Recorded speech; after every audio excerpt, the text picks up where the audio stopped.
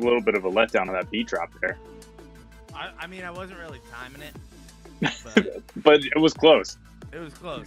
Kind of close. But still, just with the beat alone, just a little bit of a letdown. You know what's a letdown, Josh? That game. Yeah, that was rough. Absolutely rough game. As we wait a little bit longer, as people start filing in. Be a friend, tell a friend, share the live, like, subscribe, do all the things you need to do. Josh is gone. He absolutely hated this. Like, share, it helps us. It just helps us go a long way. So there's no ad read today. It's a self-promotion, Joe. Oh, Self-promotion here. Make sure you guys follow us on all social media. Josh, my desk is tilting. So, like, this is very subtle. It looks like there's a 10.0 on the Richter scale. But it's not. Shake it like an earthquake, you know? That's right. Hey, did you know they're back? I was waiting for it. Well, I was like, do I say it? Because they don't know who the heck I'm talking about. No, not at all. Josh Sorry. and I grew up on... Leave them in suspense. Oh, you're going to tell them. Okay. Okay, well, it's too late now. Josh and I grew up listening to this Christian rock band called Family Force 5. Now, Pop rock? Would it be called pop rock? They started off like rock. And then they kind of just went with whatever they felt like. Yeah, So if you look true. at... They had a Christmas album. They had a Christmas album, and they had a dubstep album. They had, and I'm not joking about that. That's right. Reanimated. And then eventually they just got to pop at the end of it, but now they're back. And it looks like they're going back to their roots, so which is good. But they called themselves crunk rock. That's it. I don't know if you remember. That's that. right. It's called crunk rock. They Yes. talk about dancing a lot, but it's such an odd. It's an like you can't describe Family Force 5. You just have to experience it. Yeah. Yeah. It's like if the Lonely Island was actually trying to rap. Yeah, You know what I'm that's saying? good. That's Like good. if they took it seriously, you'd be Yes. like, "What kind of genre is this?" Like if they 'Cause- never did like that silly spoof writing and actually Right. was a real band. Like, you know what I Yeah. mean? Like actually Yeah, made that sound. yes. It's very comparable to Family Force 5 in the Christian rock world. You have your Yeah. Skillets, your Reds, Switchfoot, Cutlass, all Cutlass, these yeah. great bands. Disciple, Pillar, those are a little harder rock. But then you had Fam Force 5, which is like the wild card. They were the ones, Yeah. They're the ones that you probably have heard this song. You just don't know who sang it, which is Hold Up, Wait a Minute, Put a Little Love in It. That's Fam Force 5. And that's their one-hit wonder for other people. It was pretty hot for a minute. For a But quick for minute. us, they had bangers. That album, Business in the Front, Party in the Back, is a non-skip album. There's like a no skip. It really is. It's I a don't bop. listen to many albums, but that one I'll let it ride. You just let it, because they're so sporadic on their Yeah. songs that you're like, oh, was this on this album? I had no idea. It's kind of like looking back on Nickelback, their first album, or like maybe not their first album, where you're like, man, I did not know there was this many bangers that I know of Nickelback on this album. But still, there's still a few in there you're kind of like, don't like it. Sure. With Family Force 5, that's just it's a true letting it ride. It's letting it ride. And unfortunately, that's the only album they have. That's it's a no skip album. Mm-hmm. The rest of it, For sure. For sure. There are some. Dance or Die. Never mind. Take that way back. Their next full album, which is Dance or Die. 100% is No, you could skip that one. There's a couple in there you could skip. Hold on. Yeah, pull it out. I know you 5-inch shorts, everyone. They're not. It's not underwear. Oh, it's black anyway. It blends in. Look at you pulling CDs, thumbing through CDs like it's 2005. What were you joking about? I couldn't hear you. I was just saying, look at you thumbing through CDs like it's 2005. Dude, they'd be proud. They Josh, would. it's Dance or Die. Get your back off the wall. Rip it up. How in the World? Fever. Party Foul. Die for You. Share It With Me. The First Time. The First Time is kind of a skippable. That's what I'm saying. Those last two right there. Dead and Radiator. I don't know. There's a few in there. Dude. There's a few of them in there. I wish they weren't coming back so we could just download all their music and play it for everyone. Yeah. Do you know what I'm saying? Yeah. William was like, "Hey guys, can you shut up?" Well, first of all, William, welcome to the show. Not sure if you've been here before or not.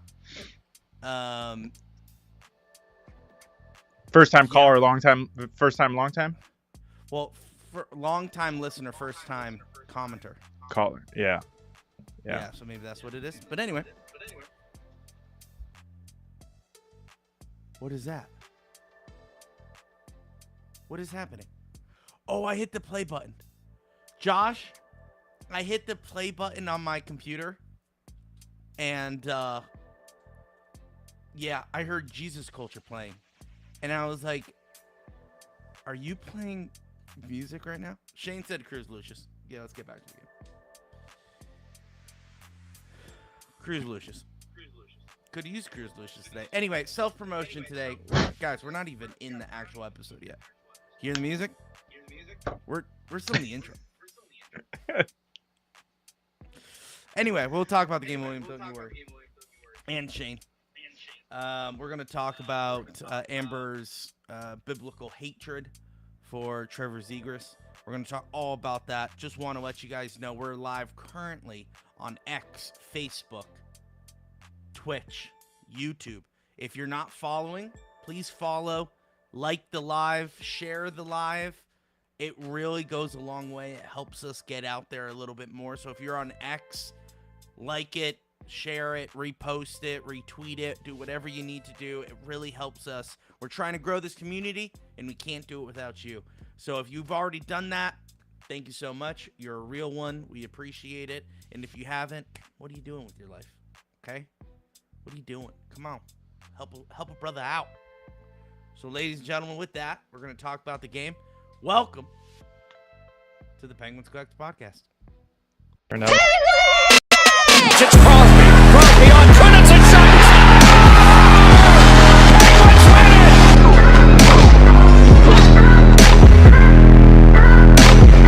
Sees part for Crosby to the goal. He scores. Buckle up, baby. Are you kidding me? And on Fane, the shot. He scores. Here's Crosby with a burst of speed up the middle. Gets all back.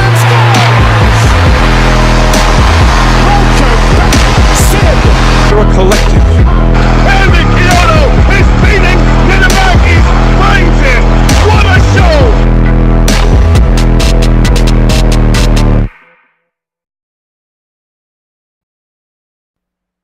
Welcome to the Penguins Collective Podcast. My name's Louis. That is Josh.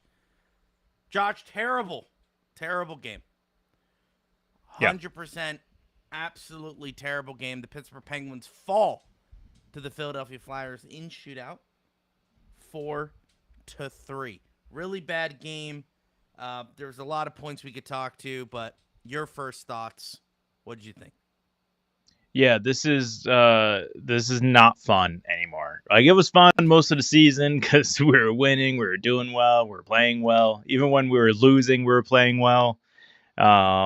It's just now it's just a hard watch, especially with tonight where couldn't hold a lead for what felt like longer than 30 seconds. Power play was atrocious.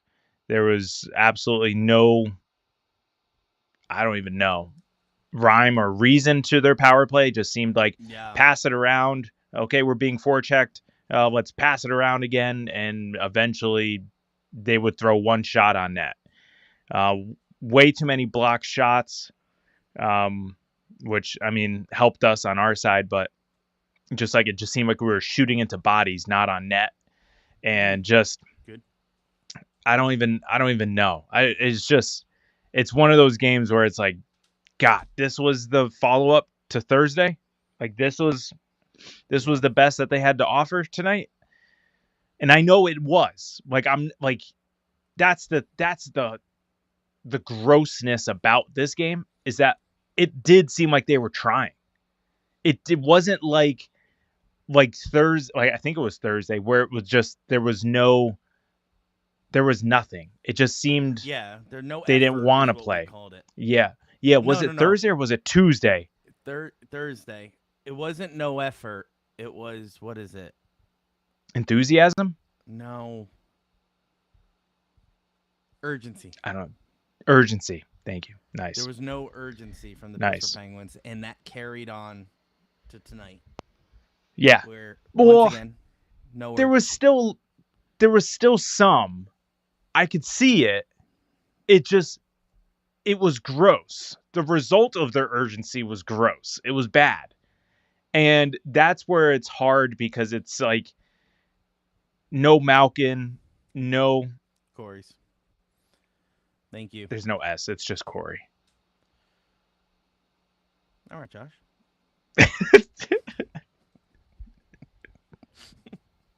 Did they have to call me out like that? Sorry.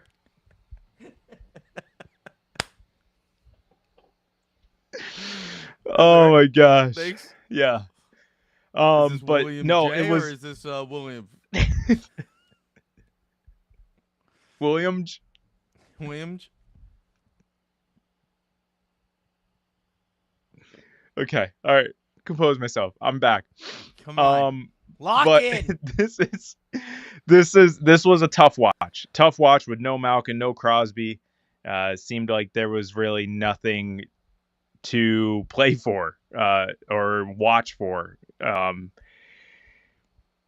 It's not good right now. And we were talking about it. The playoff percentage keeps dropping.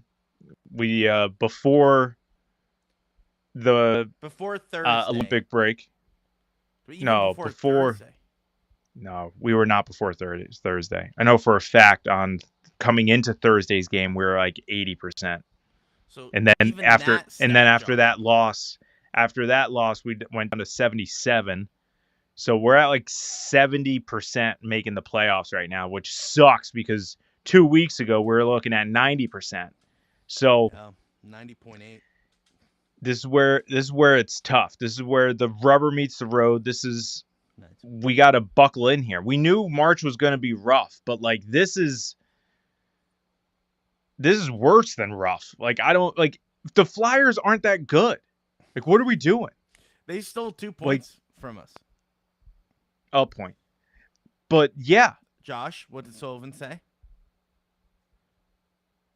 Whenever you play division, you multiply it by 2. Whatever. Yeah. Whatever. Mm-hmm. Okay, fine, fair. 2 points. But still, I mean, who was the other team that we played that beat us and we're like, are you kidding me? This is one of the worst teams in the league. Rangers. Oh my gosh. Rangers. Thank you. Yep, there it was.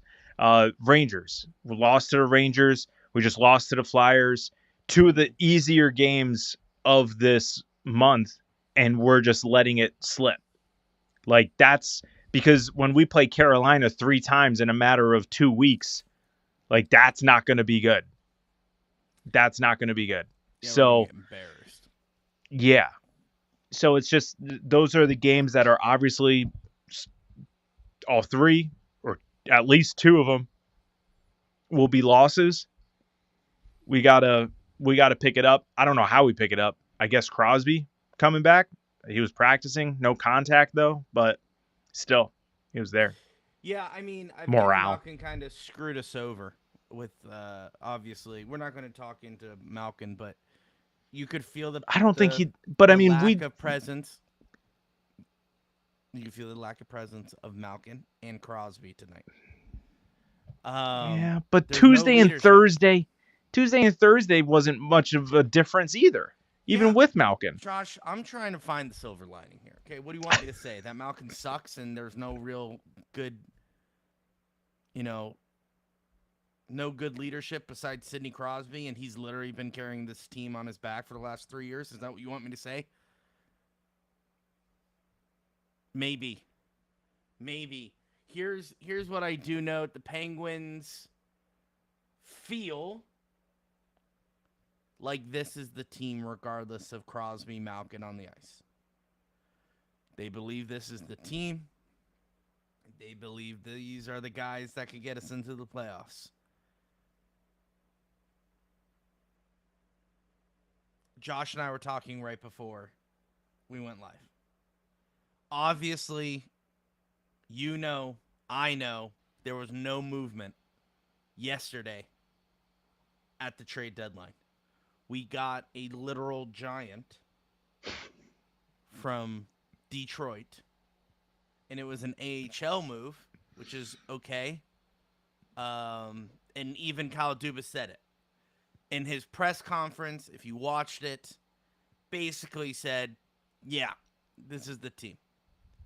You can't have that conversation and then drop 4 goose eggs like we did.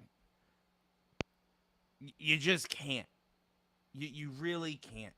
You can't keep on performing like this. You can't keep on playing. The fact that when Crosby's in the lineup, we're going to the Stanley Cup. When we're not, and that just speaks to Crosby's legacy. Mm-hmm. When Crosby's in the lineup, oh my gosh, this team's great. We have clear direction. We know what's going on. He's literally being a Gordie Howe. He's out on the ice being the coach. Now, he's gone, and we can't even get a game past the Rangers. We can't get a game past the Flyers. It's an issue. Crosby is the thing keeping everything together. Malkin was supposed to pick it up, and he didn't. Chris Letang played probably one of his worst games this season tonight. And Ben Kindle didn't step up. Ricard Raquel didn't step up. Our power play, as Josh mentioned, looked terrible. Our penalty kill is the only shining light on this team right now, is our PK. Even our goaltender. Yeah, well, Chinikov looked great. He's our TPC player of the game. He played well. He got 2 points on the night. He was taking shots. He looked like a Malkin. Do you know what I'm saying? Malkin hasn't looked like a Malkin. Chinikov is starting to look like a Malkin, which is great. Ben Kindle needs to step up and be the Crosby. But he didn't. No one stepped up. Even Russ didn't have his signature move. He couldn't get that done. Raquel looked terrible. And it's just... He got a goal, though. Box score watchers. Right. Cool, he got a goal. Even a blind squirrel finds a nut. What is it? Once in his life? Something like that? I think that's just it. I think just done. Oh. When blind squirrel finds a nut. Yeah. Every now and then or something like that. I feel like there's something else. I don't think there's something else, John. A clock is right twice a day. A clock is right twice a day. A broken clock. A broken clock. Yeah, a clock is right all the time. Yeah. A broken clock is right twice a day. Anyway, that is Ricard Raquel, a broken clock. He cannot... Josh, I don't know. I don't know what's wrong. But it is a little concerning that at the trade deadline, the only thing we got was a giant. And we couldn't get anything. And we all know what we need to make this team better. A right-handed Another defenseman. center. A right-handed defenseman and another center. Or a center. That's it. And guess what? Shane Wright, I guarantee you his price tag was not high. We don't know. Apparently, there was a rumor that we called on Parayko and they asked for Ben Kindle, and immediately he shut that down, which I'm glad he did. No, I thought that was Thomas. Or Thomas, whatever. I know it was someone. Yeah, I think it was Thomas was asking. St. Louis was asking for Ben Kindle. Right, which we're not doing, and of course, even whoever they wanted, whoever we wanted, I would say no to that deal. But Shane Wright was available. He didn't even get moved today. So then how do we know he was available? Because everyone... He was rumored. He was rumored. Okay, same thing with Vinny Trocheck. Everyone said he was available, and they just couldn't deal him. Yeah. Oh, okay, so... That's different. But that's different, though. That was legitimate. It was Thomas. That was legitimate trade conversations. But with Shane Wright, it was just rumors. So that's different. Well, but I hear your point. I understand your honestly, point. I think we should have just went. I mean, White Cloud would have been a great move. Good call. Yeah. Calgary decided to stay with him. Well, because they got rid of Uyghur. Yeah. And as soon as they made that move, you knew that White Cloud wasn't going anywhere. Because according to Elliot Friedman or someone else, they said they like him. So they're keeping him. Yeah. Rumor. Me too. Stuart Skinner was on the chopping block yesterday. Apparently he I don't think so. Here's my argument to that. Yes. Being available and taking calls are completely different. Well, yeah, sure. Because you can make the same argument about Avery Hayes and Rucker McGroarty and everyone else that was listed in that article. Was it Josh Yohe? About the trade with Robert Thomas. Sure. Where when St. Louis was like, oh, we want Ben Kindle, and Dubas responds with saying, no, not Ben Kindle, but you can have Owen Pickering, Brunick, Avery Hayes, like one of those guys. And they said no.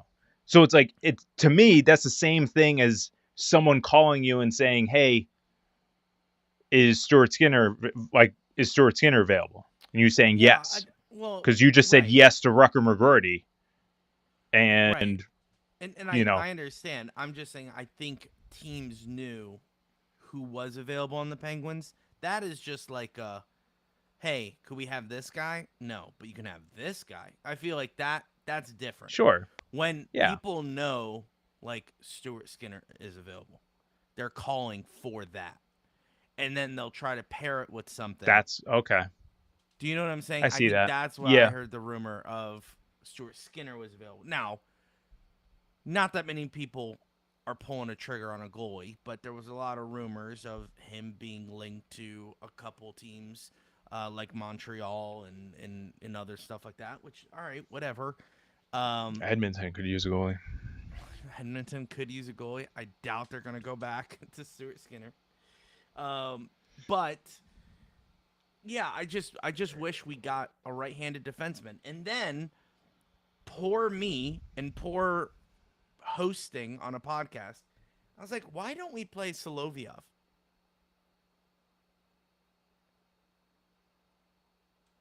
Why don't we play him? He's just sitting. Oh, it's a good point. Kind of forgot about him. Exactly my point. That's my point. Yeah. So I think what gets me frustrated is that we're not playing the right guys. Look at the lines today. Yeah, but I don't know. I think the right side is kind of set now. If you didn't make a move for the right side, that told it obviously screamed we're good with our guys, which we did talk about in our episode. But I don't know. I don't see how it should work, because right now it's Carlson, Wertherspoon, Letang, and Gerard, right? Gerard, and then Shea. Oh no, Letang. No, Letang is with Gerard.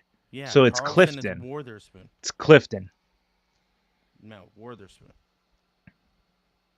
No. Carlson, Wertherspoon, Letang. Oh, you're talking about right-handed defense. Yeah. I'm sorry. Yeah. It's Carlson, Letang, and then I think Clifton. Clifton is their other right-handed, and he's Yeah. partnered up. Okay. With So Okay. Yeah. All right. I can hear an argument for Solovyov then. So what are we doing? No hate on Clifton. No, but he hasn't been producing. But he hasn't been playing well. So why don't you go get the guy you traded for? Okay? Remember, Dubas said he's happy with the moves that he made throughout the season. Solovyov is one of those. So why isn't he playing? Especially it could be against a something game that we like don't see in practice. Philadelphia, where it's physical, hard hitting. Yeah, Clifton laid the body like 7 times today. Yeah, but He was Solovyov checking also. everyone. Anyway, it doesn't listen. All I'm saying is I would like a little help, especially if you knew that the attempted assassination by Malkin was going to get 5 games, which I called it, by the way. You're welcome. It's dumb. So 5 games, Malkin is out, and I think you need to get a guy. And even if it wasn't a big trade, I'm not looking for, listen, obviously he said he wasn't looking to make a splash. That's fine. Robertson, that's fine. I think that's what he's referring to. Like, he wasn't going after Robertson. But go after someone that can help this team right now. Or call someone up. And then he calls up Koivunen, which he didn't even have a good game tonight. And Koivunen is on the chop. He had a nice pass on the power play. He had a nice assist on Novak's goal. Okay. If I'm calling up Koivunen, I want him to produce a little more and to play a little more than just a nice pass. I don't know. I think that's unreasonable.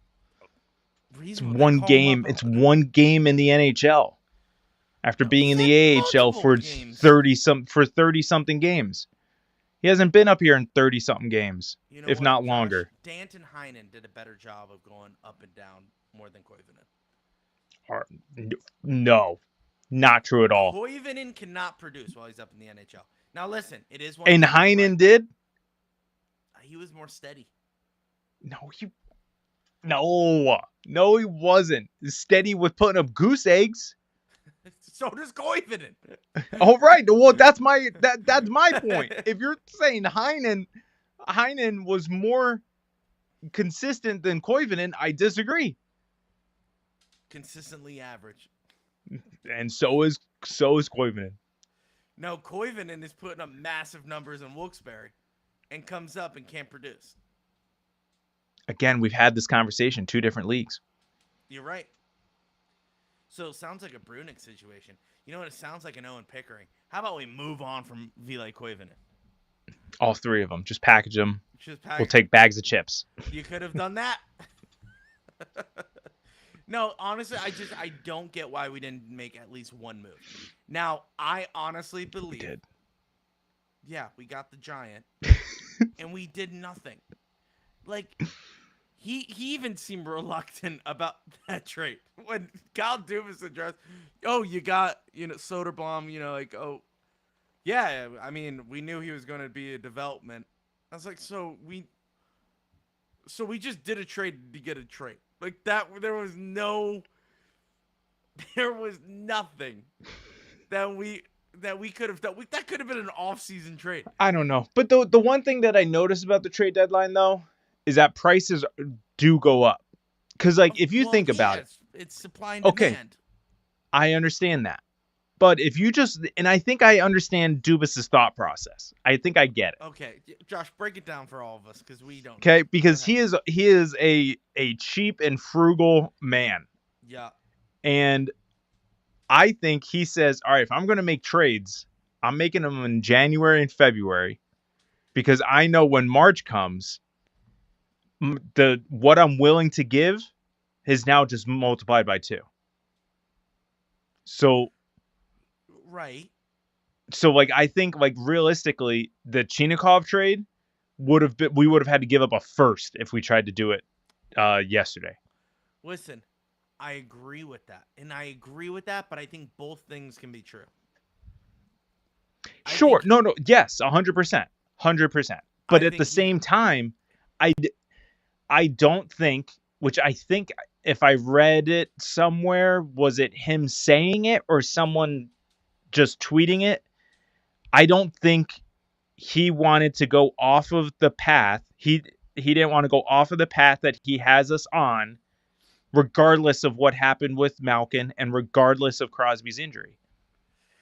I understand that, but we are off the path right now.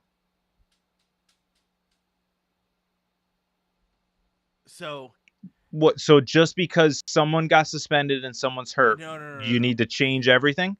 I didn't say everything. I said why can't both things be true? This is what I'm see, I think as a GM, you're always evolving with your team throughout the season. Okay? I think that's fair to assess. So when you're seeing, okay, hey man, we're doing really well, right? We were all doing well before the Olympic break. We came back from the Olympic break. Oh wow, we stink. We stink without Sid. And that's true. It's not like it was a slump. And if you make an argument like, well, what about the Vegas game? That was a fluke and a half because we played really well in that game, but then we lost to the Rangers and then beat the Vegas Golden Knights, and then we lost to the Rangers again just recently. And now we're losing to the Flyers. I think we only played the Rangers once. Then who do we just play? Boston. Right. And the Islanders, right? And they always have our numbers. Mm-hmm. So was it Islanders? I don't know. It's been a long month, but anyway. It's only been 7 days. Whatever. It's been a long return from Olympic break. So anyway, all I'm trying to get at is you have to evolve. So at trade deadline, yes, prices may be higher. You have the key to the bank. Okay? You have a surplus of cash with the draft picks. You're telling me, my guy, you couldn't just, hey, Malkin's going to be out for 5 games. We have face-off trouble. And Crosby's out. And we want to make sure with Sid, it's not a rushed return. So if anything, correct, Malkin and Crosby may return at the same time. Mm-hmm. May. So with that in mind, we are sucking. We don't want to continue to suck. We're calling up Ville Koivunen as if that was like the Band-Aid Kyle Dubas made it seem. Oh, yeah. Yep. We're calling up Ville Koivunen. Hopefully he can produce. So one guy. Cool. Then he, with Philip Larson. Not Philip Larson. He returned to Sweden. Taylor Gauthier. We signed him to an NHL contract just to have him officially on the books, which is fine. So he's like, our goaltending's good. Our team is good. And I'm like, but it's not, though. And I could tell you it's not because we can't win a game against Philly. We can't win a game against the Rangers. We can't beat Boston. And guess what, ladies and gentlemen? Half these teams that we can't beat are in our own division. We are dropping fast. He should have been like, hey, maybe I should get someone. And I'm not saying, oh, Raquel for this. That's not what I'm saying.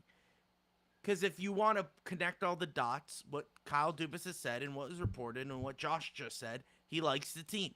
Okay, if you like the team, that's great.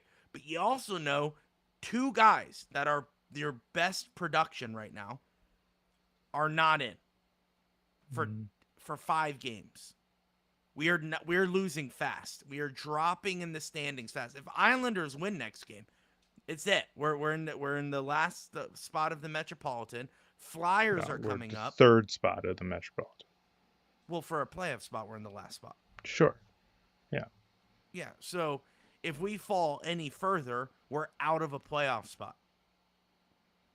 Mm-hmm. So we got to be a little more intentional with what, and this is what happened Kyle Dubas' first year as a GM.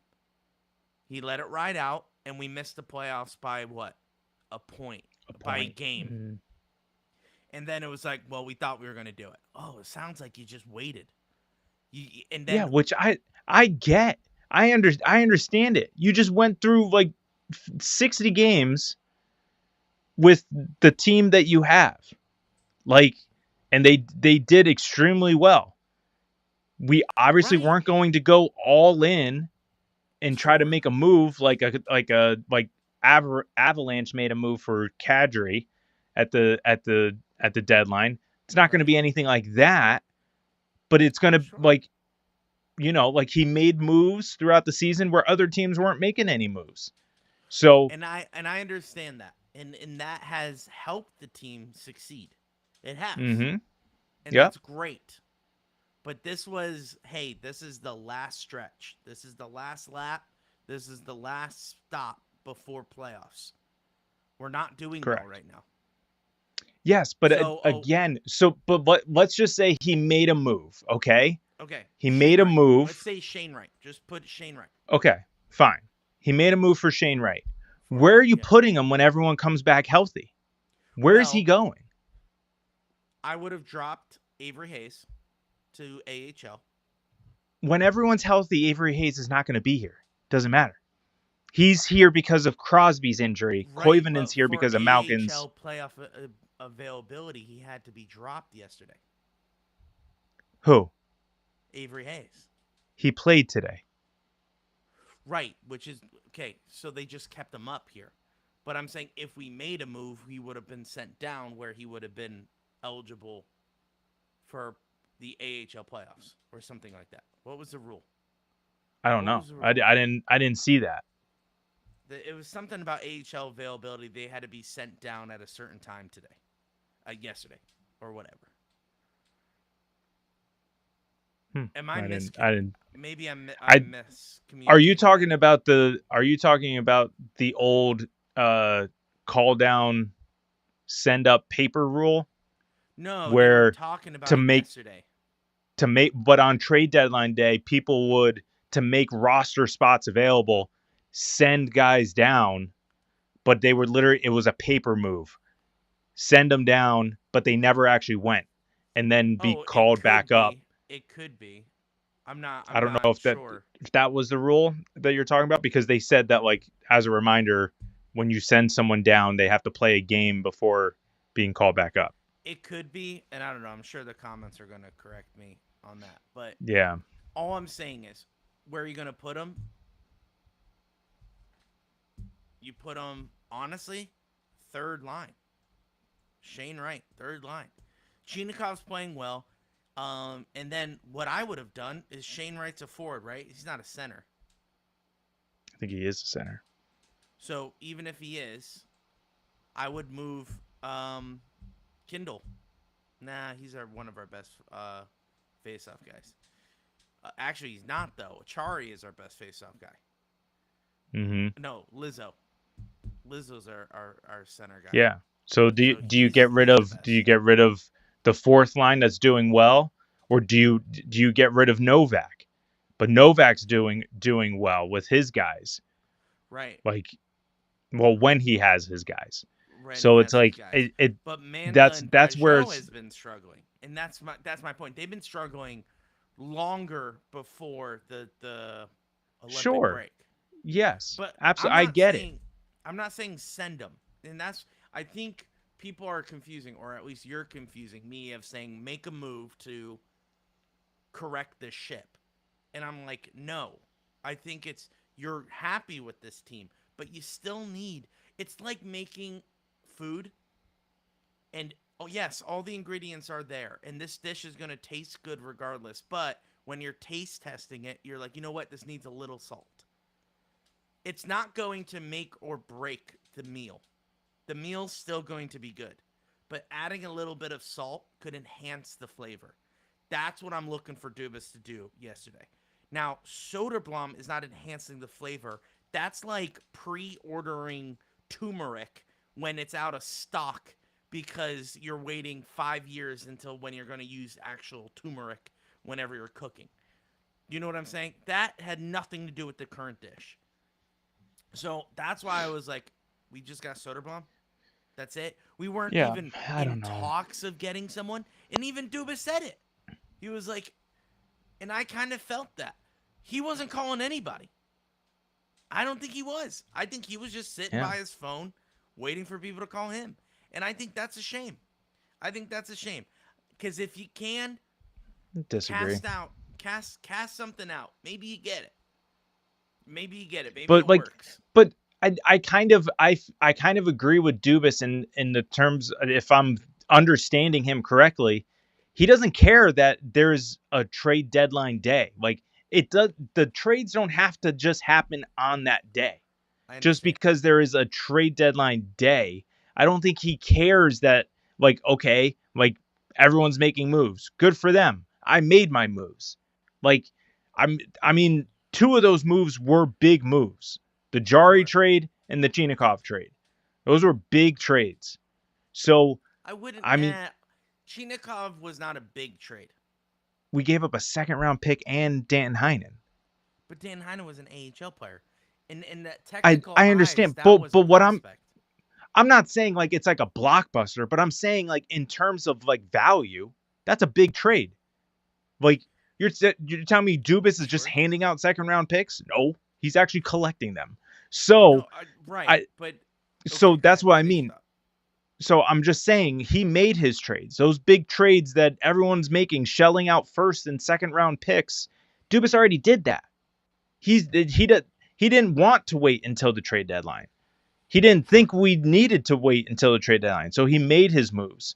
And I think, he's fine. He's fine with where the team is at. And he understands we're in a bind right now. But when Sid comes back, when Malkin comes back, we're going to, Lord willing, once the lines get sorted back to where they were, we return. You're right. We get back. Return to form. Can I ask you a hypothetical? If we miss the playoffs, do you think differently about the deadline? Yes or no? No, I don't. I think differently of the Olympics, of NHL players in the Olympics.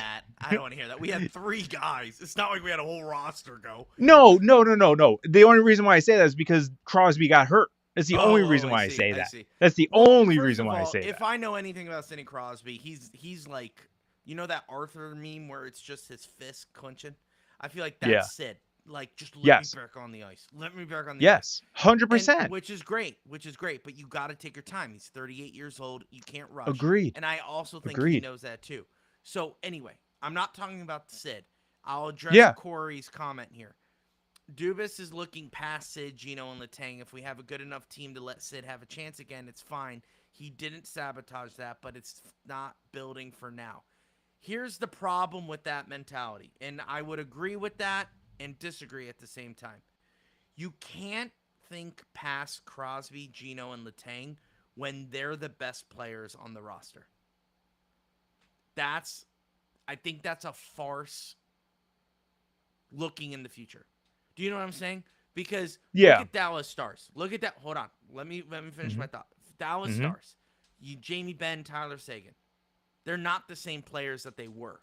That's why you have a guy like Jason Robertson, who is the future of Dallas Stars. Now, the question is, they can't afford him, which is why he's on the trading block. But if they could afford him, he's their guy for the next 10 years. The problem is that they are looking past Sagan and Ben. That's a given.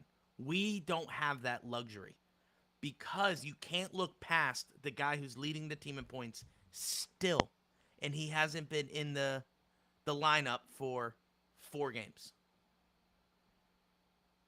Sidney Crosby's still leading the team. He played more than 4 games, but I understand your point.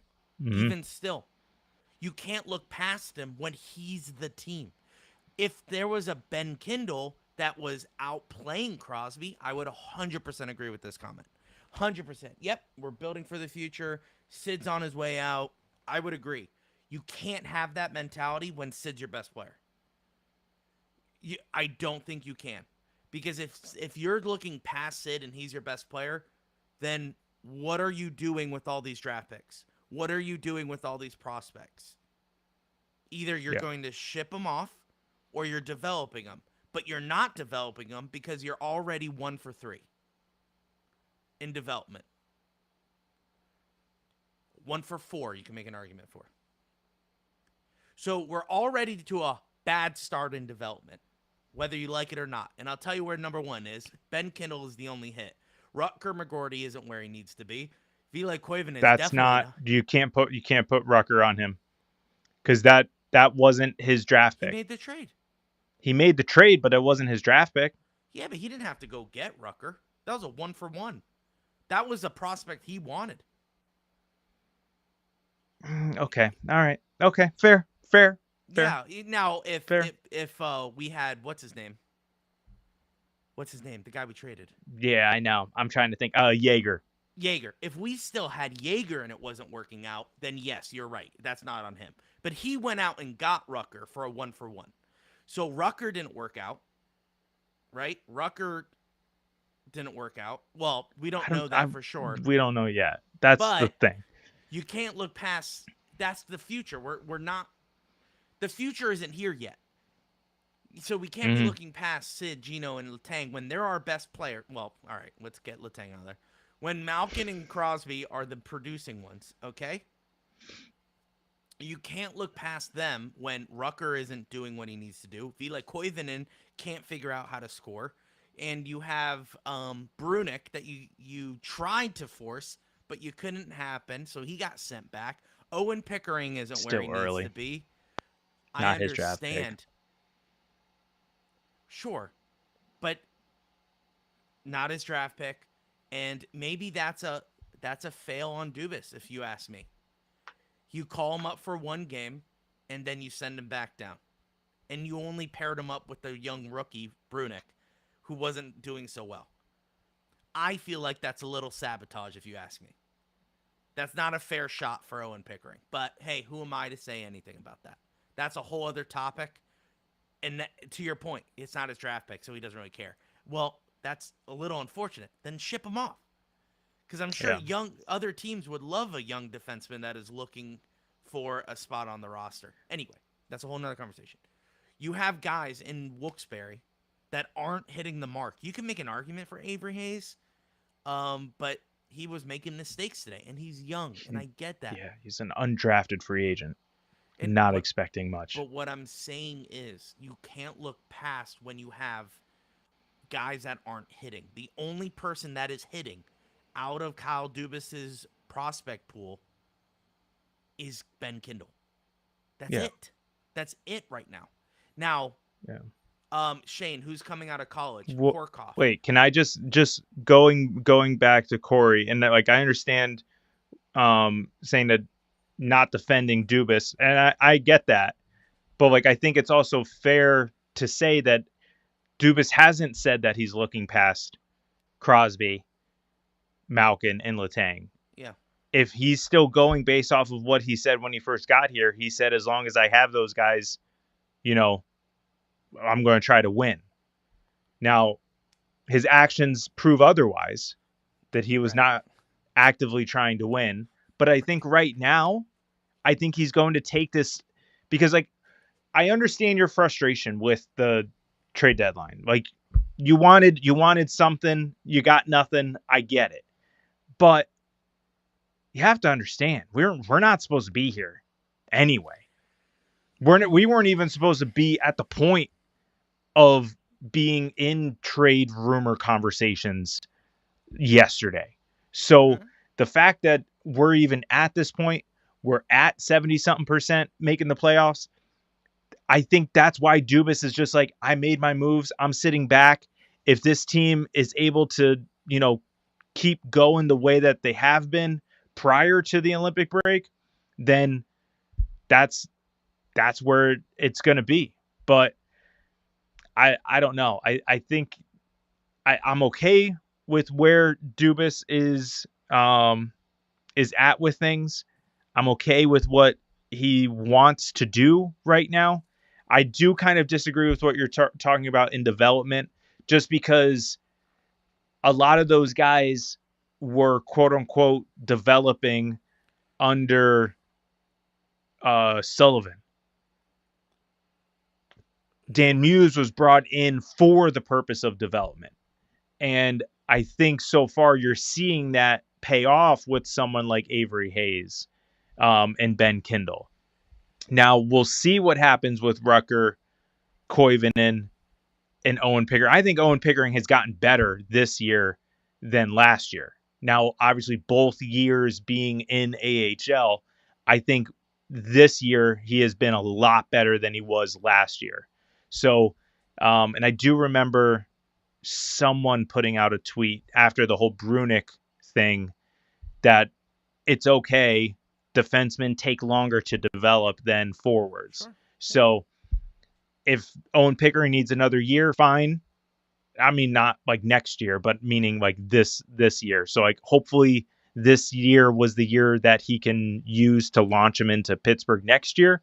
Yeah. But I don't know. I'm cautiously optimistic with it all, and but I also understand where you're coming from. But I just ask that you take a step back and look at the fact that we shouldn't be here, and we should just embrace the team that got us here, and hopefully will get us to the playoffs. Yeah, listen,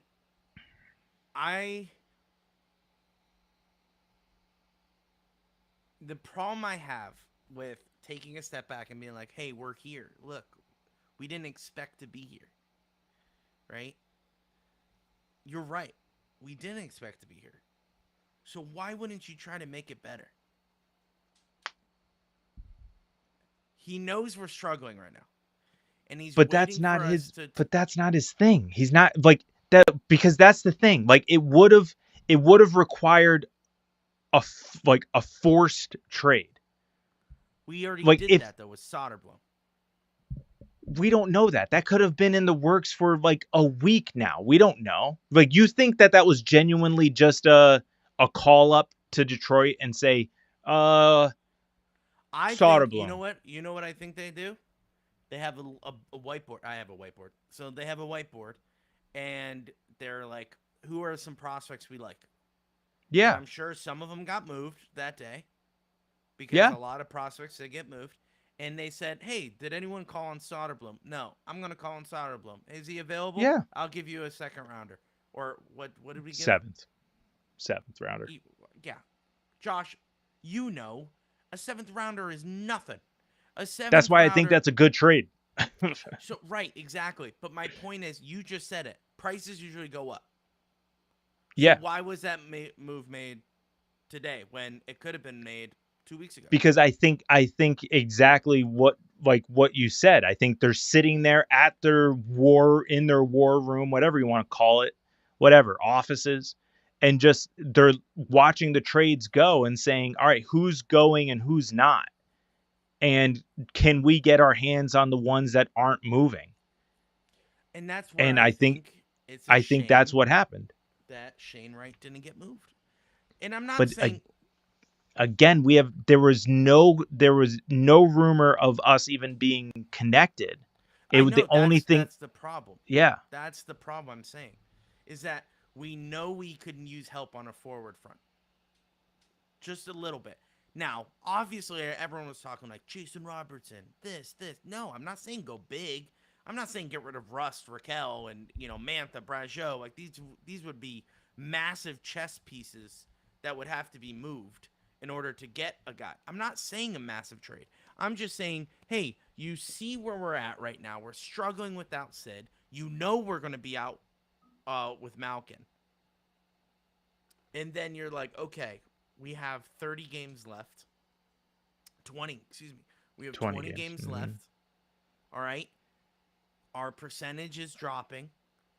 We're not at the point where we can call up guys. The only guy that we could call up is Ville Koivunen. I mean, you could call up Howe, but he already proved that he wasn't really ready. They didn't trust him enough to play. So you're kind of like, okay, call up Ville. We're out from Malkin, out from Sid. We need to get some action back up. Why not try Shane Wright? Why not try that? Why not try someone? And it has to be, I'm not saying Shane Wright specifically, maybe something like that, where he even said guys that don't really work out at other places that fit in here. Mm-hmm. That's Shane Wright written all over it.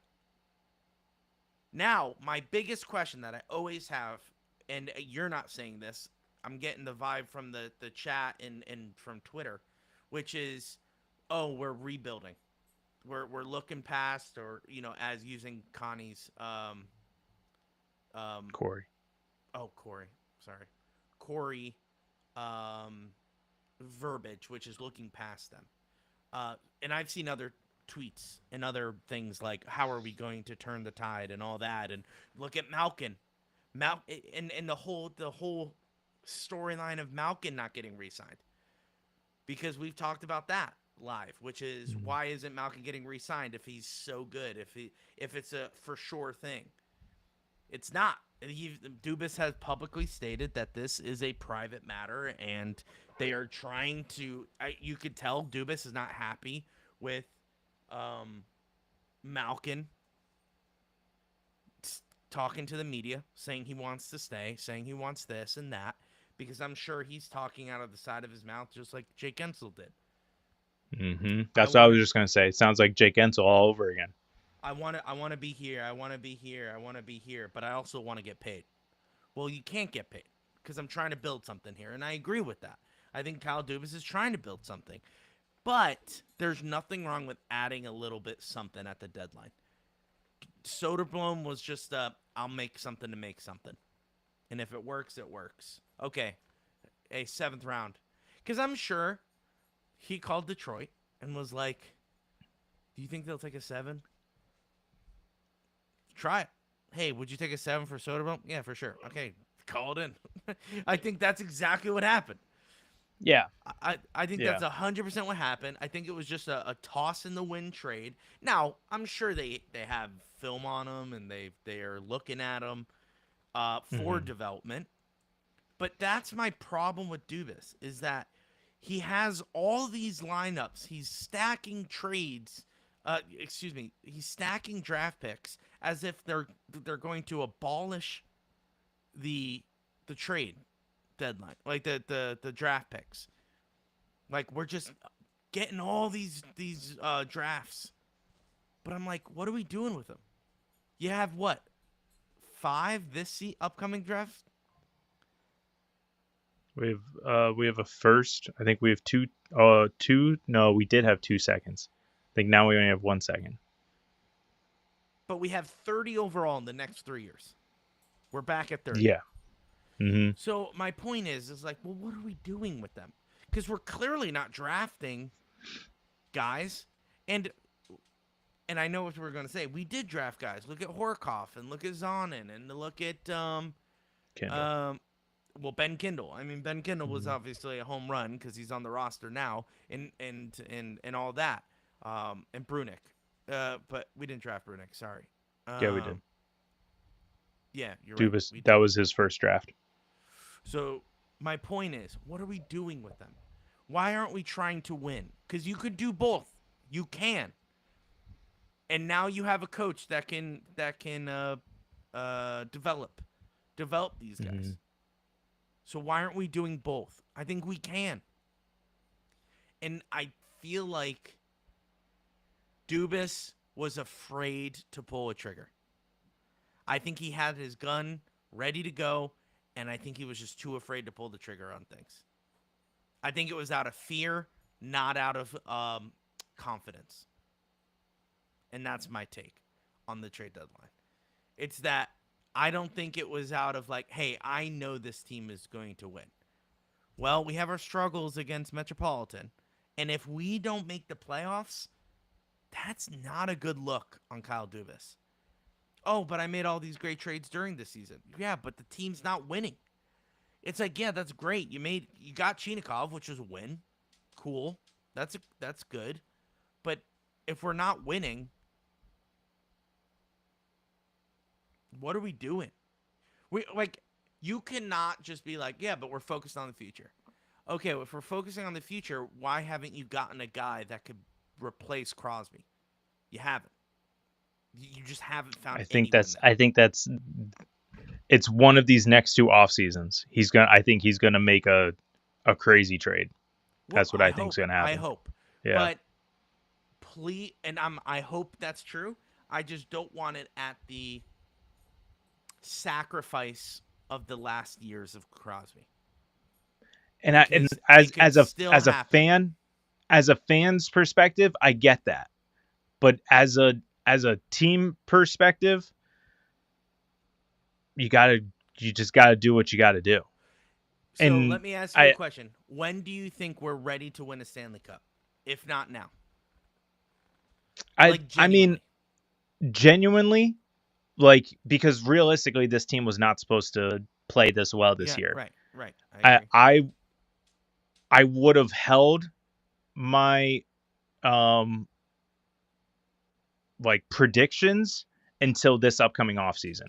Because realistically, this team is not going to be the same team next year. Like, we're going to see a ton of turnover year after year until we are like his team. Like, until we are officially everything that Dubas wants this team to be. Does that make any type of sense? Yeah. But I think this upcoming offseason is going to be huge, because if he does make a play at Jason Robertson, if he does get him, then there's your superstar in waiting after Sid retires. Yeah. And then you can literally make the argument that you just need fillers after that, because then you have Kindle, you have Lizotte, you have Rucker, you have Hayes, you have Koivunen, you have guys who can fill around that don't there. Yeah, correct. That don't need to be the guy, because Robertson's that guy. So you can have a bunch of pieces after that. So it doesn't have to be, Kindle has to now be Superman or anything like that. So now it is just, the pieces and what other, like, free agency, next year's draft, what other pieces are you filling in to fill the rest of the team? And that's where it'll be. That's where it'll be huge. And maybe I'm just old school when it comes to, like, drafting in hockey, because very rarely do you have – it's only the matter of the last 5 years that you get guys in the draft that are NHL ready, right? Like – well, it all depends. It's the first couple picks. You're – yeah, I was going to say, if you're at the top end of the draft. That's my point. Like, the first couple picks are usually NHL ready. But this year was only, what, six guys in the first round? Kindle including? It's literally, I think it's Schaefer and Kindle are the only two from the draft who are playing right now. No, I think there's at least 6. Because they had a graphic of guys who, like, the rookie race. No, but those are guys who were drafted last year who didn't play in the NHL. Oh, so my point is just further confirmed by what you're saying. That's what I'm saying. I think from this draft, I think from Kindle's draft, I think it's 2 or 3 guys. There's not even not more a ton of guys. Proving my point is that when I think of the draft, I'm like, we're not going to see that guy for another 2 years in the NHL. Yeah. Which I'm assuming everyone kind of has that mentality. It's very rare that a guy at the 11th pick starts on the roster. 100%. Like, that's why it was such a big deal. Mm-hmm. Right. I would agree. I think we're all in. See you, William. 100%. I think we all agree on that. But when you have this many draft picks, it's either for one reason: to ship them off for a trade, or because you guys know who you're going to pick. But the problem with that, which is the latter, which is you know who you're going to pick, we're doing well, which puts us out of the lottery, which puts us out of a position unless we trade for a higher pick. So I don't know what's the... And this all goes back to when Kyle Dubas a year ago says, we have a plan. And no one to this day knows what this plan is. I think he even said in his press conference, without going into the details of our plan, like, it's and like, I'm like, dude, what is just that? go what into the details. Just tell us. Hey, you know what? This is the plan. Our plan is to stack up on prospects and start building for the future while being a competitive hockey team by making trades for guys who are ready to go now, while still developing in Wilkes-Barre. So you're not going to see some guys like Rucker, Koivunen, Hayes, and Kendall. Well, these are just examples. Yeah, of I names know what you mean. that you're not going to see for a year or two. But we're going to go all in for Crosby, Malkin, and Letang. That's what we're doing right now. Because guess what? We have 30 draft picks, and I'm going to do my best to kind of send it that way. Here's the issue. I think year one, he wanted that. A foot in each camp. A foot in win now, a foot in future. Yeah, But then I think the Gensel wanting out changed things. Yeah. And because, like, realistically, if we were able to keep Gensel, which I don't think Dubas would have given him that much money. And I think that was the breaking point, was the money. So because he wasn't able to get the money, he had to be shipped off. Well, now that's a huge piece completely missing. So you just brought in Carlson.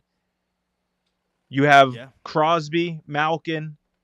You have, I kind of forget who's on the roster 2 years ago because that's how much stinking turnover there has been now. There was a lot of turnover. But like you had pieces where you could have made a run, but then we started sucking, and then the whole thing with Gensel, and it's like, all right, fine, see ya, ship ya, and then you get a haul for him, which again, prior to trade deadline, just saying, but he makes that trade, gets a haul, and says, you know what? Let's do the rebuild idea. But the following year, Washington Capitals are back because they were in a rebuild. And now Dubas is like, oh, boy, can we do that? Model. Let's try to do that. So that was last year. Step one, following the Washington model. And now this year, it worked. So now I want to see what he does. We're in the playoff running. So that's why I'm saying it worked. Because... Oh, I thought you meant in Capitals' eyes. Because I'm like... No. They're not... The model that Dubas liked, because he did comment on it. I think it was with Josh Getzoff, where he said, like, oh, Washington's doing this. And they figured out a way to do it, I think was like the comment. I'm paraphrasing. Mm-hmm. So obviously Josh and I were like, that's what he wants, but look at where the Capitals are now. They're trading away everyone. Yeah, they just traded away John Carlson. Yeah, which was wild. And even Ovechkin didn't quite understand why that happened. So I think. Yeah. So I don't know. My point is this offseason is going to be huge because I don't know. I don't think he is rebuilding. I think it was Shane who commented saying that it is a rebuild. I don't think it is. I don't, because it's not a true rebuild, and I would. It's not a true rebuild. Yes, 100%. Just getting everyone off the roster. And correct. Sucking on purpose to get new talent. Correct. Yeah. Because if it was a true rebuild, he wouldn't have re-signed Crosby. I think Crosby would have already asked to leave. Yes, we all think that he is, the greatest man on earth and would never ask to leave. But I think if Dubas genuinely told him, hey, this is going to be a true rebuild. So like in 5 to 10 years, maybe we have a team. Maybe. Yeah. I think he would say, I don't want to be a part of that. Yeah. That's just my personal opinion. But then on top of it, okay, let's say Sid is the greatest person and says, yeah, I'll stay for that. I'll hang out. I want to be a Penguin for life. Fine. He would have shipped Rust, would have shipped Raquel by now 100%. 100%. But can I just say one thing that's going to poke a hole through your theory? What if Malkin's not getting re-signed because it's just perfect timing? Yeah, 100%. Oh, no. Yes, I fully agree with that. because in the beginning of the if season, Malkin was signed, like let's just say Malkin was signed for another 2-3 years, do you think he would get shipped out? Or is this just no. perfect timing where Dubas doesn't have Yes. to re-sign him? That's why in the beginning of the season, we talked about it, Louis. We said this was Malkin's last season. We talked about it. We said it because it lines up. There is He also because of outperformed himself from last year. well, now he has. Yes. Yeah. That's what I'm saying. And that's why, come December, we were saying, okay, let's resign this guy. You were hesitant. I was saying, let's do it. But we were we were saying, okay, now you need to have the conversation. But we even said it's only got to be for next year. Like it can't be beyond that. Yeah, that's true. Because that is true. That's the thing. It lined up perfectly.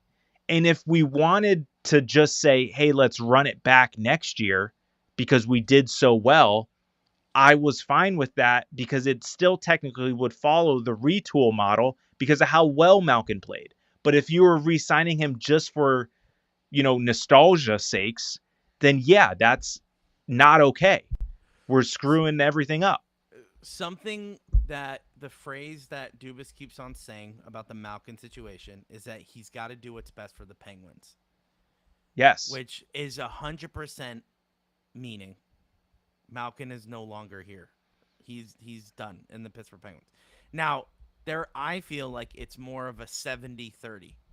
70 that he's moving on, 30 that he's staying. As of right now. Now, this didn't help his chances. What he did with the 5-game, you can't do that, especially when you're trying to negotiate a contract.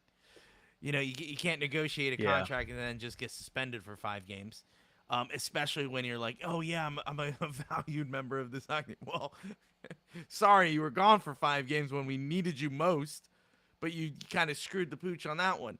So, and Shane just said it. Gino is playing his way off the team. And I think that's where it's 7-30. If you were to ask me before the Olympic break, I would say it's 50-50, honestly. I was like, it could go either way. But now I'm like, yeah, the way Kyle Dubas is talking, the phrases that he's saying, like, I got to do what's best for the Penguins, that means Malkin's gone.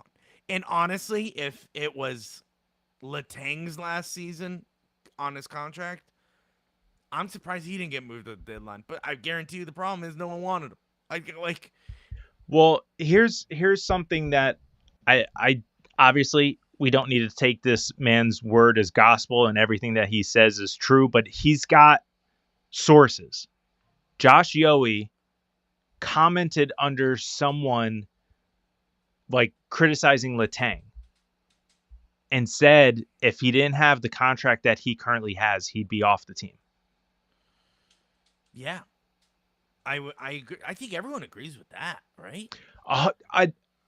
Yes, but why aren't we having the same type of, I don't know, reverence or rhetoric?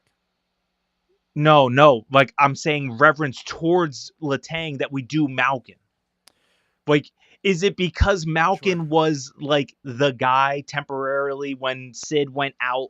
Is it because Malkin was, our first overall pick the year before Sid?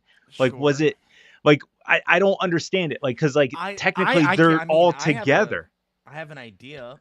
It's because he's obviously the production value is Crosby, Malkin, Letang.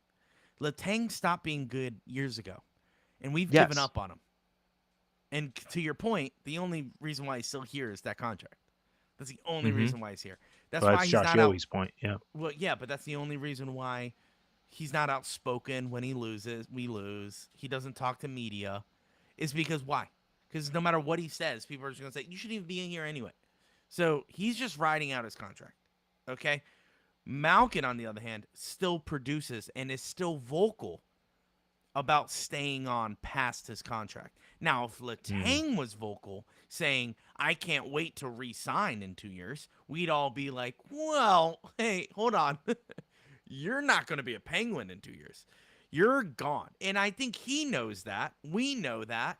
And what's the most likely outcome? This dude is retiring. If not Yeah. at the end of his contract, before that. Which is why Dubas doesn't give a rip about Letang. Letang. Mm-hmm. That's why we don't give a rip about Letang. Because we know no matter what is the outcome, he's done playing hockey. Like, Letang is going to retire either. I could see him retiring at the end of this year. Yeah, agreed. Me too. I could see it. I could totally see him saying, you know what, guys, I can't do it anymore. Clearly, I can't play well enough. I'm struggling out there. I'm making so many mistakes. I can't do it anymore. I can see him retiring. Now, Yeah. It's a payday for him regardless. So, I mean, kudos to him. Malkin is the only one asking for more money. Malkin is asking to stay on the team. Crosby, if Crosby said, hey guys, I changed my mind. I want to be here for the next 4. I guarantee you Dubas would say, okay, for sure. Yeah, different conversation. Different conversation because Crosby is our best player, and that's just facts. And he has proven to be reliable. That is the opposite of what Evgeny Malkin is. He hasn't kept to his word. He has not played the way he should. And it's frustrating, I'm sure, from him getting a payday, and now it's you're asking for more.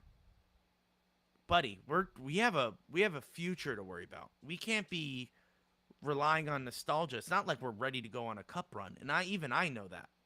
If we were ready to go on a cup run, re-sign him. He's got to take a hometown discount, re-sign him, go on that run, get him a cup, and say, okay, thank you for your service. Have a great day. That's not the case. You know it. I know it. That's not the case right now. Yeah. So can I address these comments? Oh yeah, sorry. I'm not addressing the comments at all. Sorry. No. I just want to address a couple of them because I think obviously they're behind. So they're talking about talking about Sid wanting to leave. Okay? Oh, what I was talking about was a couple years ago when Dubas and Sid sat down. If Dubas's plan, I'm going to use names now because I think they got confused with me saying he. Okay? So if in this imaginary sit down, if Dubas told Crosby that this is a true rebuild and will take 5 to 10 years for us to be back to any type of sniffing the playoffs, we would be dormant for this time period. I believe Crosby would have said, I would like to play elsewhere. Yeah. Just because why would Crosby want to play through horrible teams? It didn't look like he wanted to the last 2 years.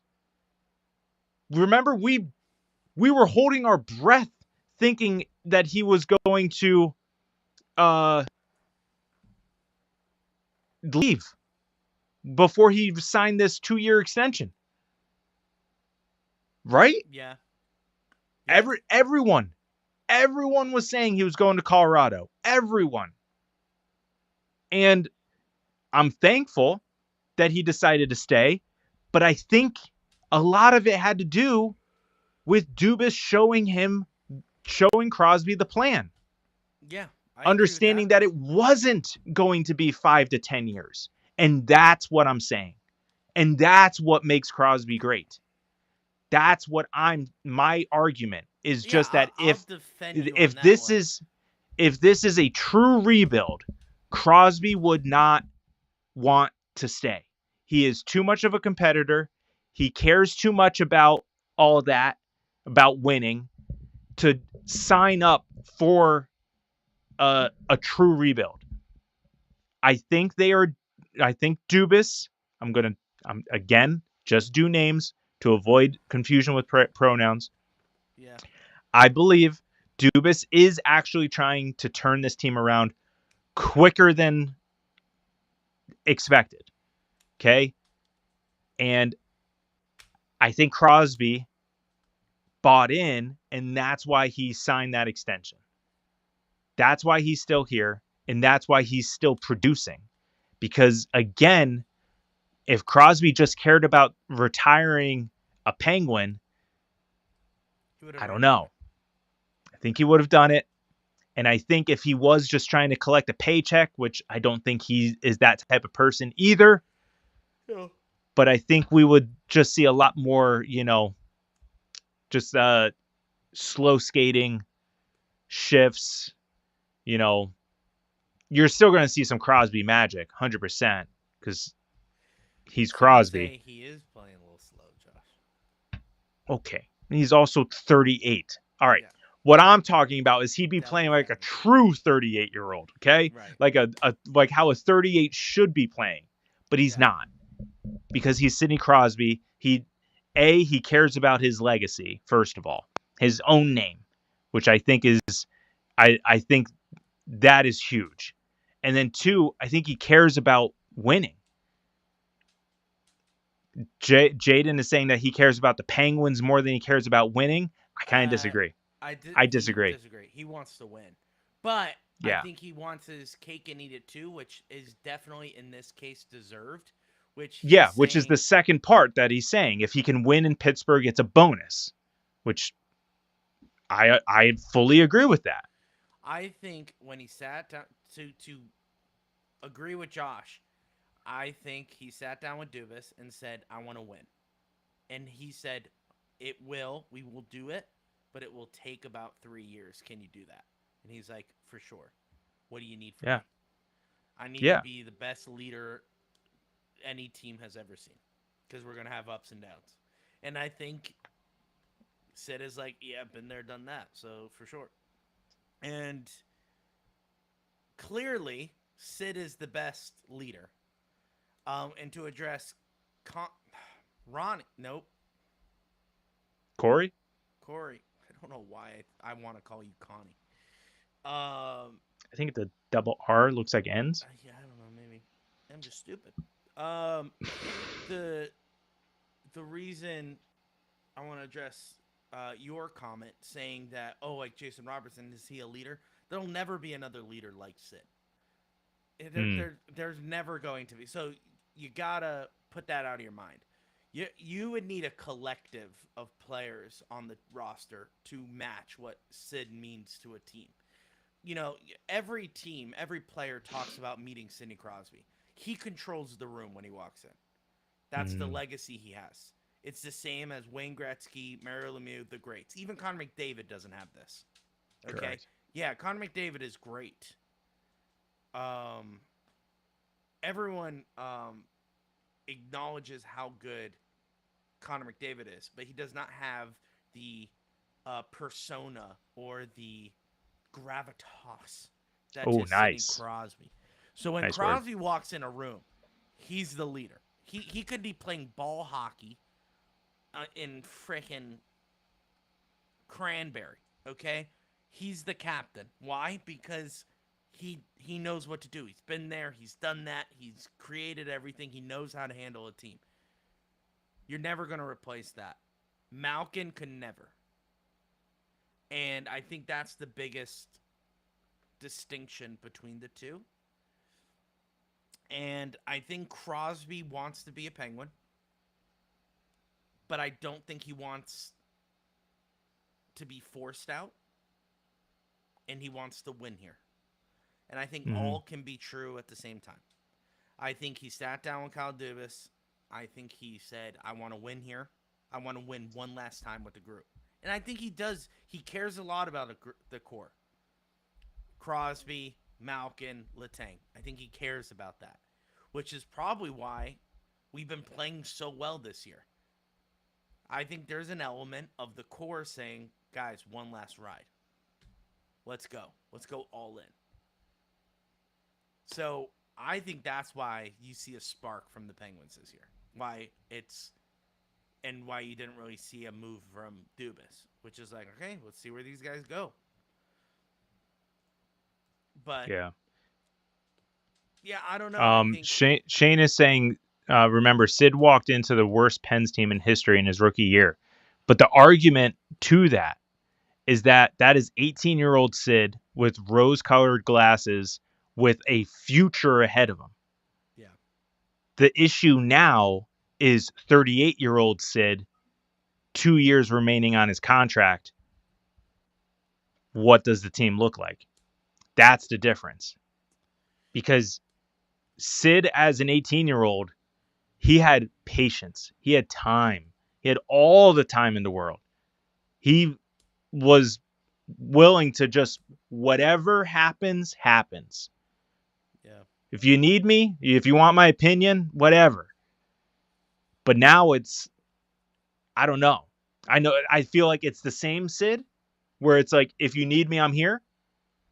But it's also the future sight is shorter. It's not the runway is not as long anymore. Yeah. He obviously, and listen, everyone's talking to him about retirement. He knows it. It's on his mind. It's just about a matter of when and how he's going to do it. And I don't think he wants to ruin his legacy by going to another team. I think he would rather at this point. No. I think he would rather retire without a cup in Pittsburgh than go chase a cup. I think that's it. I don't think he's going to go cup chasing because to Shane's point earlier, he thinks Sid wants 2,000 points. So do you think he would then point chase instead of cup chase? I feel like that doesn't matter where you play. Yeah, no, I know, but that's what I'm wondering. Like, do you think that he would keep playing just to get to 2,000 with Pittsburgh, with not Pittsburgh, however you want to see it? Honestly, I don't think he cares about the points. I really don't think so. I think he cares about winning more than points. He's always been about team success rather than solo success. He's always been that way. At least that's what he says. Right, but I don't think he's been hiding that for the last 22 years. I don't think he's been like, oh yeah, I'm going to be the greatest of all time, just you see. The dude had a camera in his face when he was 7 years old, and they're like, you're going to be really good at hockey. So I think somehow he has always managed to be about team success. And I know this because when he got his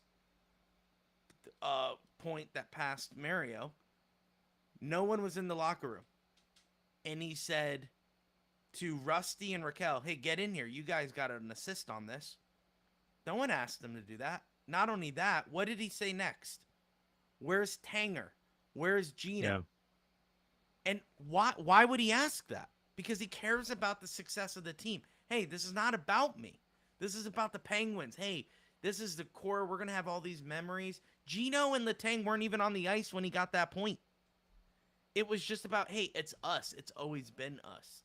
So I think he really cares about that stuff. And that was behind the scenes. That wasn't in front of a camera. That wasn't in front of an interviewer. I think that's when you see the real Sid. So I think that, honestly, as I'm thinking and talking, I think he's saving all his energy for this cup run.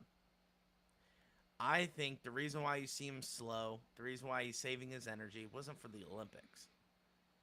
He's just trying to get in the playoffs, where he's going to go. No, I think prior to the break was for the Olympics, 100%.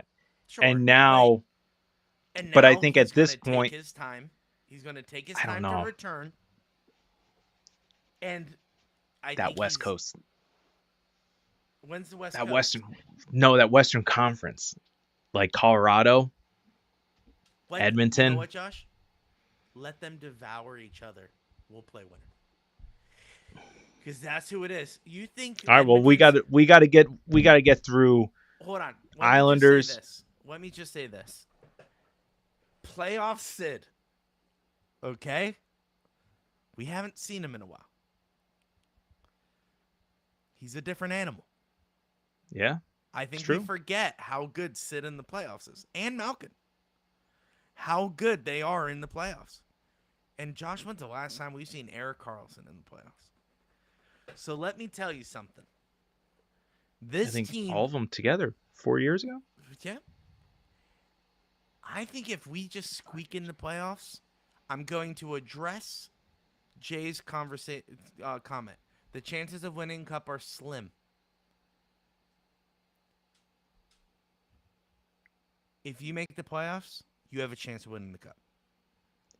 He's actually more so talking about Crosby leaving the team to go get another cup, because he's saying the chances of winning a cup are slim when you're on any team. Why would he uproot his life, change his legacy, and leave the 100%. Penguins just to have a small I would percent agree chance? with that comment too.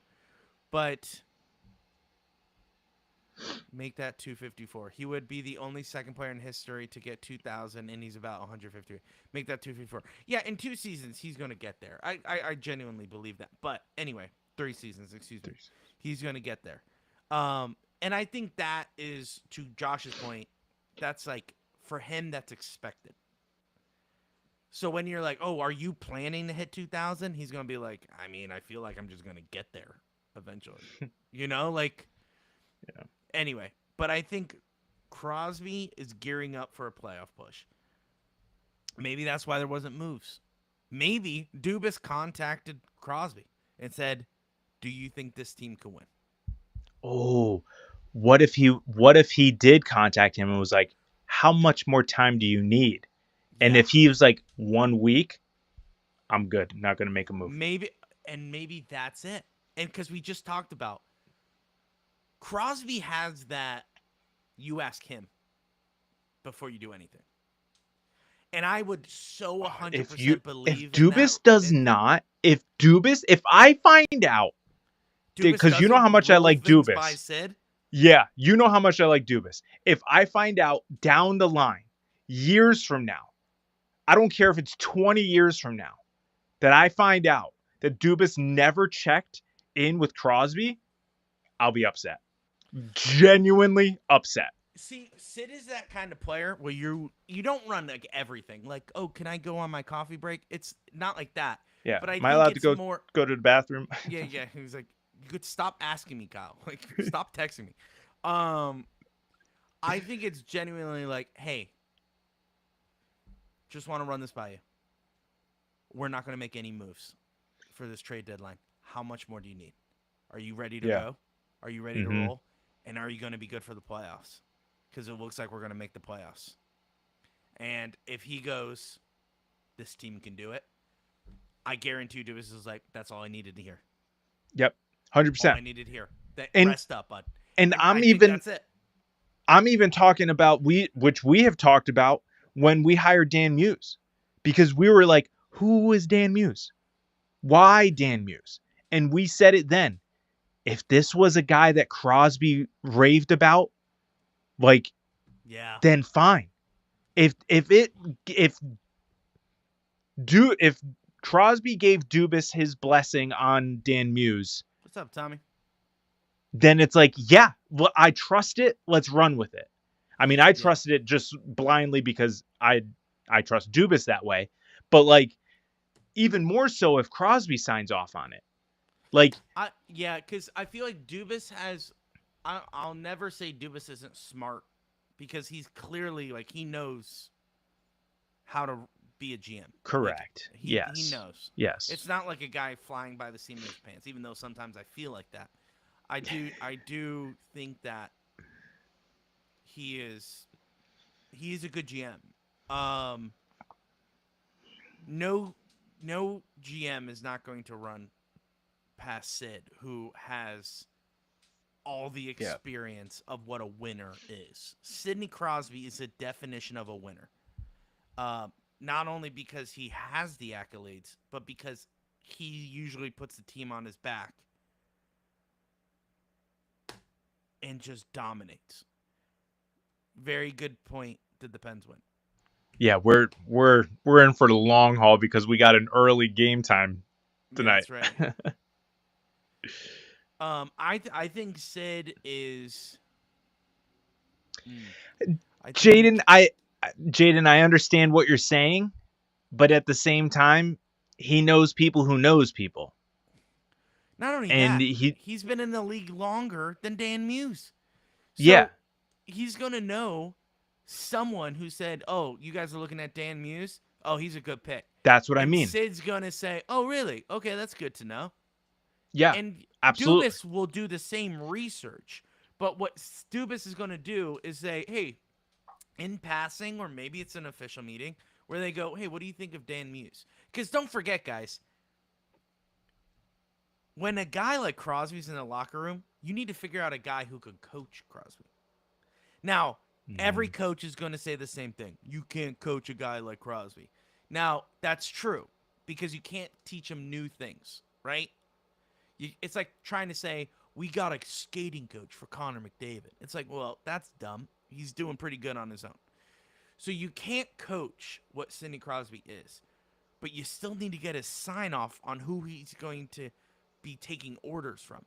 Because as we know from Sid is not one to be a diva.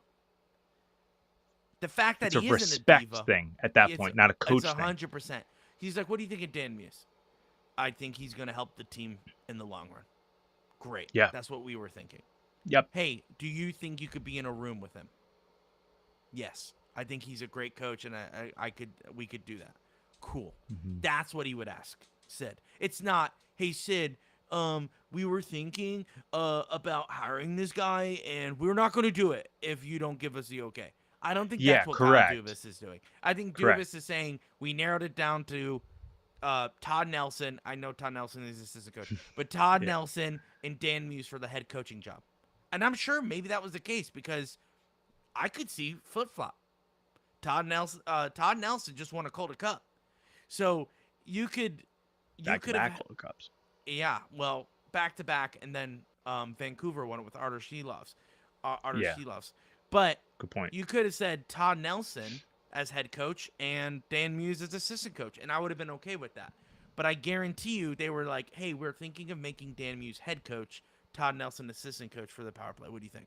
And he's probably like, hey, I like that. I think Todd Nelson did a great job with Wilkes Hershey. And I think Dan Muse... I don't know if he'll know that.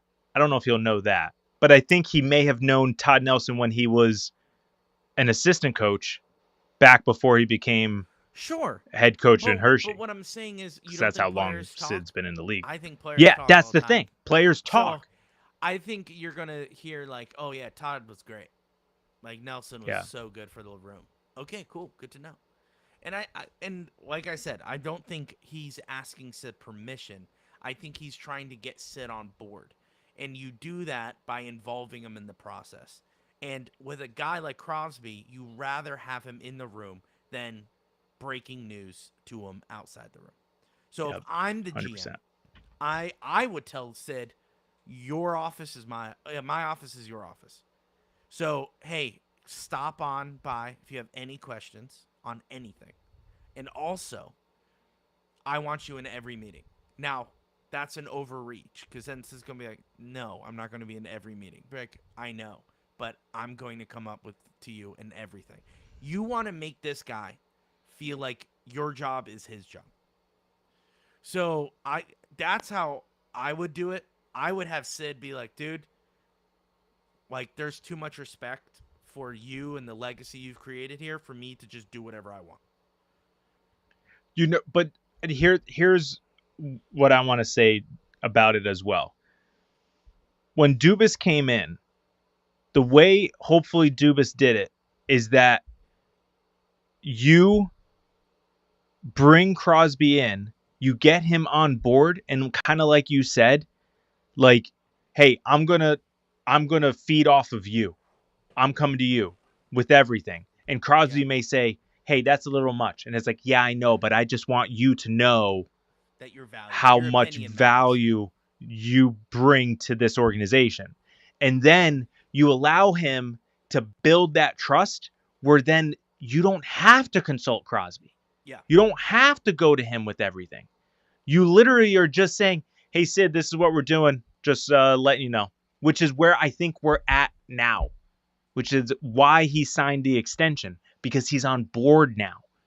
He gets it. He sees it. He understands what Dubas is doing. So. Yeah, But I would think agree. early on, I'm telling you, I think coming into it, Dubas sat down with Crosby because I think Dubas knew Crosby knew people in Toronto and he wanted to talk. You know what I mean? Because like I Yeah. think Crosby knows players. It's 2026. Okay, let's be realistic here. Everyone knows everyone. In the age of social media, even with a man who doesn't have social media in Sidney Crosby, he knows everyone. Yeah. So he talked to guys in Toronto. He wanted to talk to Dubas, make sure that they see eye to eye. Perfect. Bingo bango. Let's get this going. Not only that, I think it was also. I think this is why I love Sid.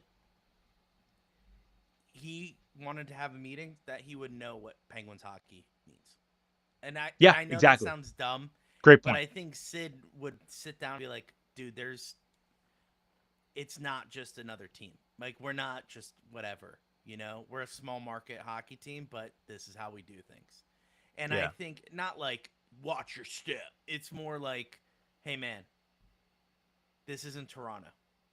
Like, I think you're going to have a lot more, freeway on some things, but you need to communicate. I think you need to do this. I think you need to do that. This is how you're going to win over the room. This is how you're going to do that. And I think he did say that because he would know.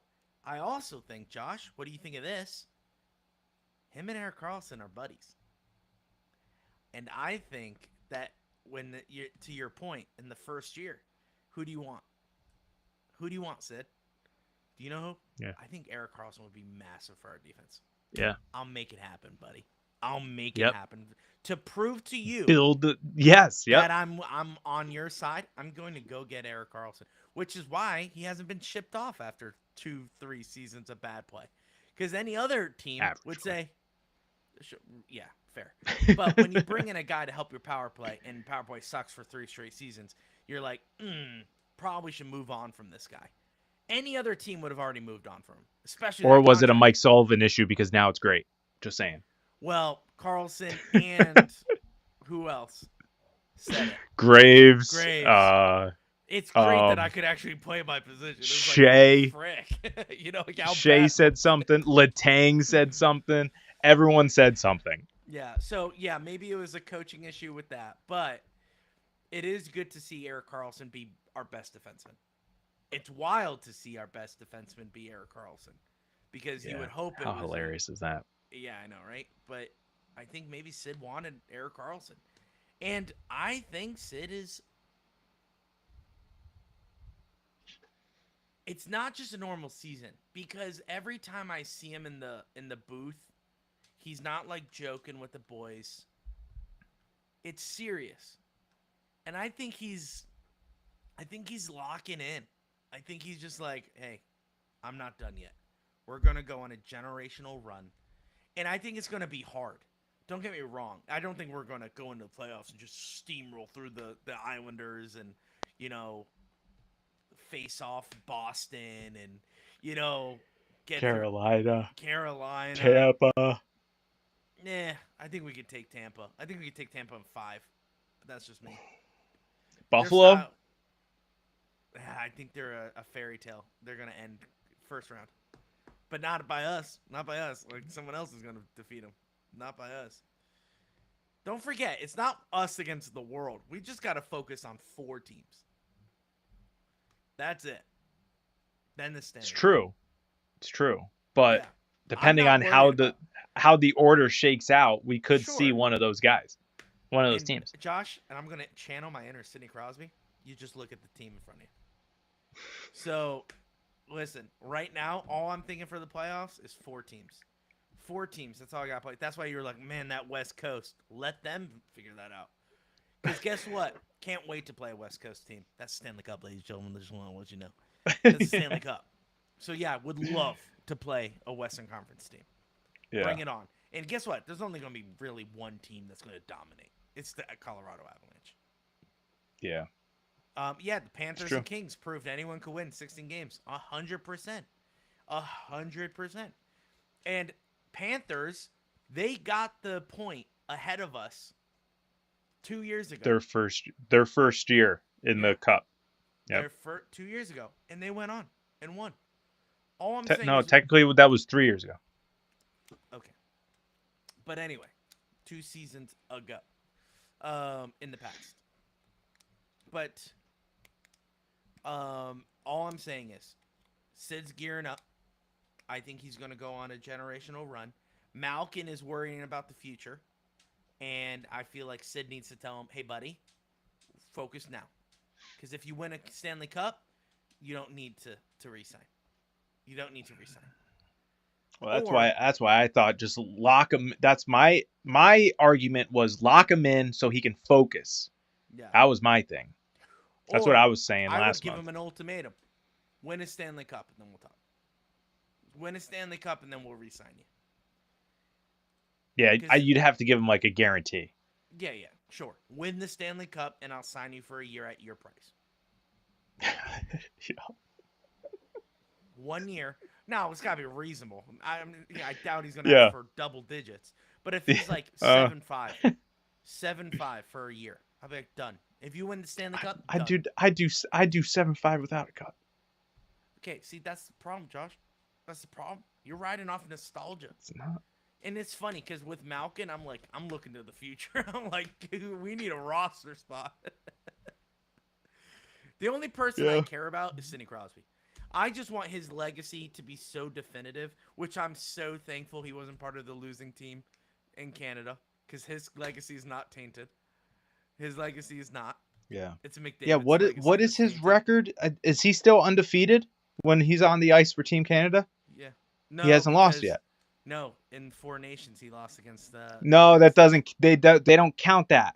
Oh, then yeah, he's undefeated with Canada. Because that's not true IIHF. So like the then, true yes, he is international. undefeated as he suits up for Canada. That is true. Yeah, in true international hockey play, he's undefeated for Team Canada. He's undefeated for Team Canada. Connor McDavid is defeated in that. So 7.5 for Sid is still cheap. Still. Oh no, 7.5 for Malkin. We're talking about Shane. Malkin. And you're like re-signing Malkin at 7.5. That's why. I would give Sidney Crosby double digits now. If he asked for double digits, if he wanted a year on top of his 2-year contract, and he's like, you know what, give me 11, I'd be like, done. Like, done. Louis would have signed him for 87 million. I would have. Just give him the whole salary cap. What was do you remember the number? It was the 09 season. What was the season his contract was up? 08? 3-year deal. So it was in between. I think he signed it early. It technically would have been over the year after. So I think it was 08.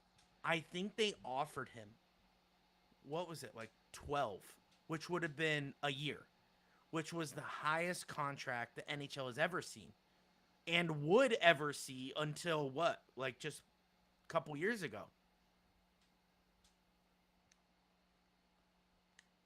That's it. Yeah, you're right. The World Championship. He did lose. That's right. Against Denmark? McDavid would never. Yeah. With Celebrini and McKinnon. Interesting. That's an interesting team. Oh, that was during the playoffs, right? Because Crosby never got to play in that before because he was always in the playoffs. I think you're right, Josh. I think you're nailing this. Anyway. Interesting. What was I talking about? Because now I'm thinking about IHF.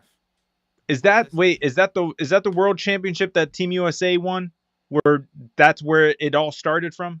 Like our Team USA run? No, because we didn't win that. You sure? No, I think we did. I think that was the Tage Thompson golden goal. Juniors.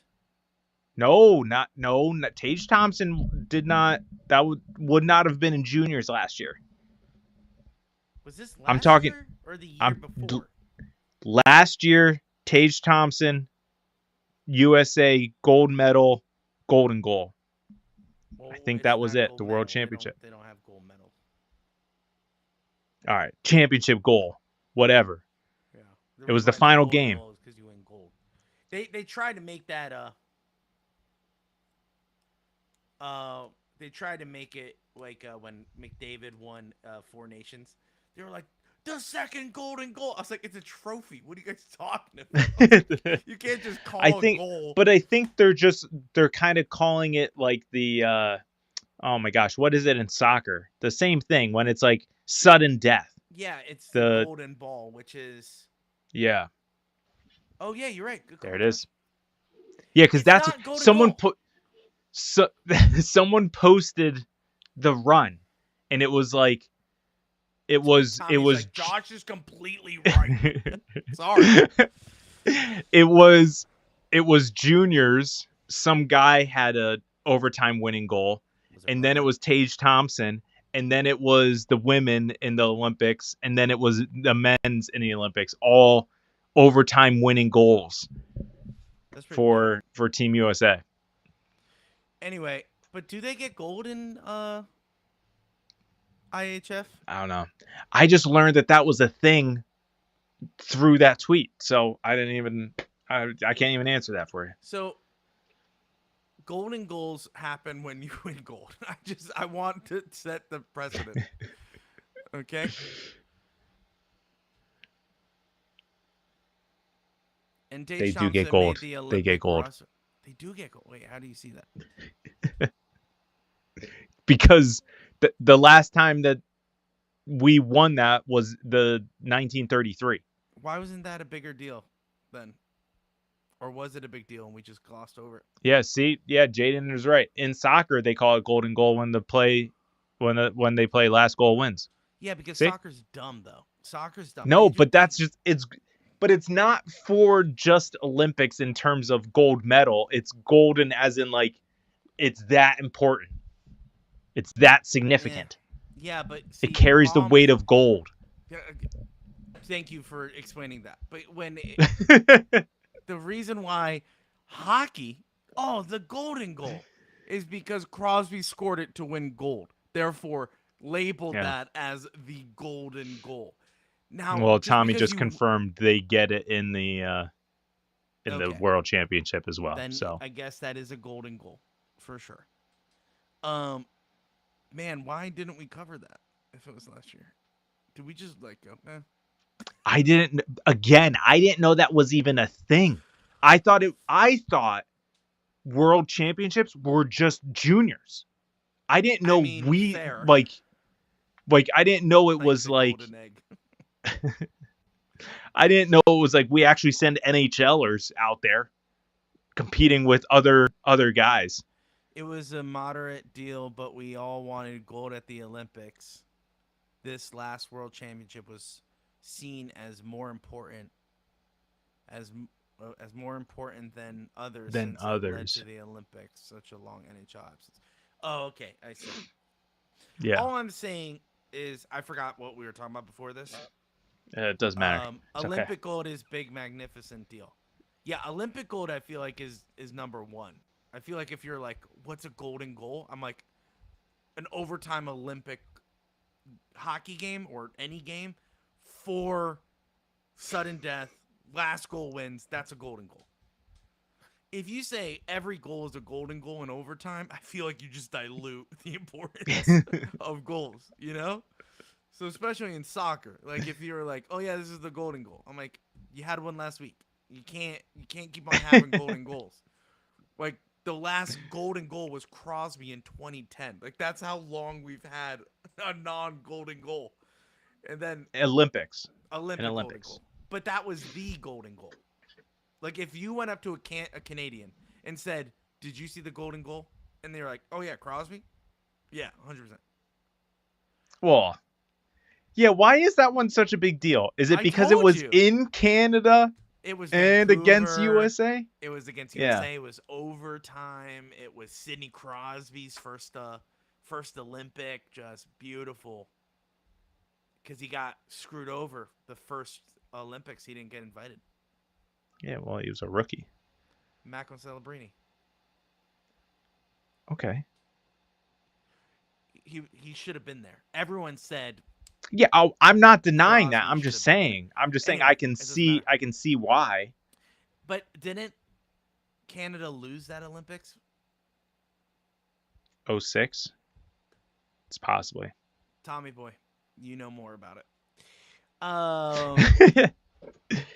It's such a big deal because it's set the record for most gold medals by a host country.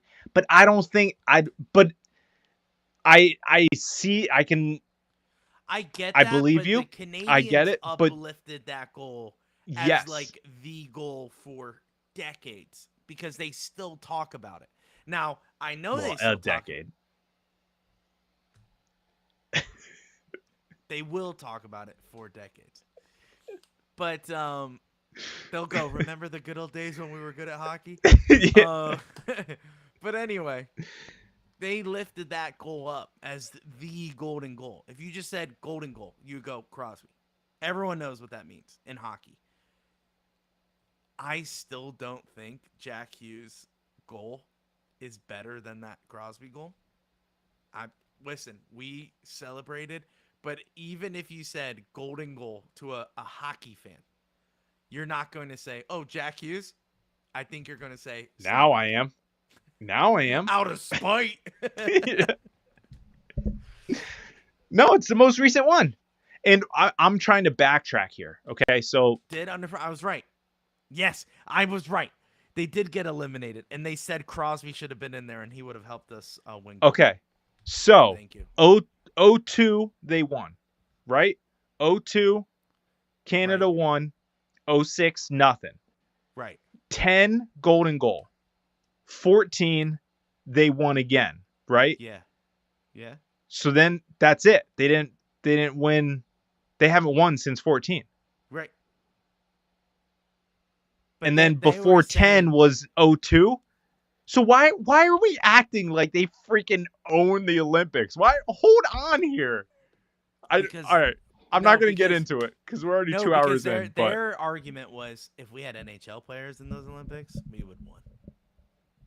And I think obviously we would have held our own against them. So freaking cares. Well, I don't know about that. I think this year. It's literally 4 years ago. You think 4 years ago? Yeah. America wouldn't have. Get the stink out of here. Who's the goalie?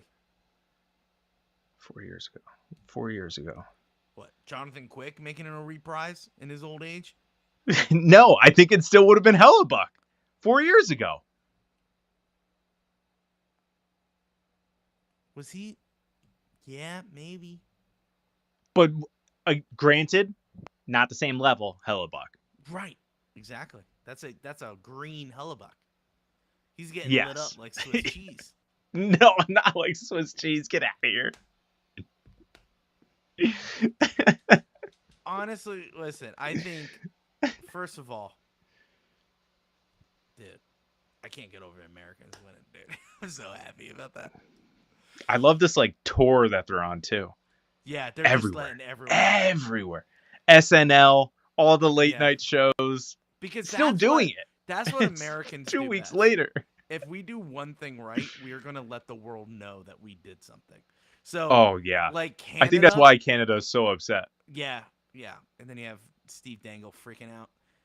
It was the golden goal for hockey. Jaden, are you Canadian? Are you Canadian? Oh my gosh, American in hockey is like the Jamaican bobsled team. Did they win that? I don't know if they got gold, but they were a great story, and I think they medaled. Feel the rhythm, feel the rhyme. Get on up. It's bobsled time. It's bobsled time. Hey, there was a Jamaican team this past Olympics. That's right. And if they didn't say that, shame on them. Shame on that. 100%. 100%. NES. Yeah, NES. You're welcome, man. You welcome. did not miss anything.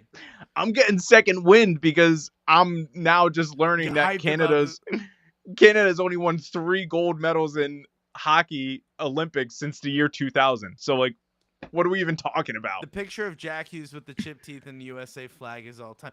No, dude, that is. Yes. That is arguably. I'm not getting. Oh, Jaden. Out you of wonder respect, why. I Jaden. felt it. Out of respect, Jaden. I feel it. Not Listen, happy. Jaden, you can go suck it. USA's the best country in the world. And speaking of that picture, dude, that's a better picture than Trump standing up after getting almost assassinated with the American flag behind him. Do you know what I'm saying? Like, if there were, I'm like, this is a picture of patriotism. Chipped teeth, blood in the mouth, American flag, just going USA. Dude, that's the most patriotic thing. We will talk about this team for a very long time. Shameless USA homer. Not shameless. Yeah. No, Yeah, no shameless. No. Hey, we're proud. We're proud, baby. Absolutely. Absolutely. No, the Hellebuck save is going to go down. I feel like that's going to outlast the Hughes moment. The Hellebuck save. Can I argument here? Josh, yes, let's go for another 2 hours. Yes. Okay. If we don't have that overhead shot, I don't think that gets I know. the agree. pub that it does. I agree with Like, you. because that would great save. Not taking it away from him. But that overhead makes it so much better. So much better. I agree with you. Okay, so to get to my point about Crosby's golden goal, I think the save was more important than obviously the game-winning goal. Does that make sense? Agreed. So I feel like that is... Oh, very jealous right now, Jaden. Where are you? West What are you, Coast. Vancouver?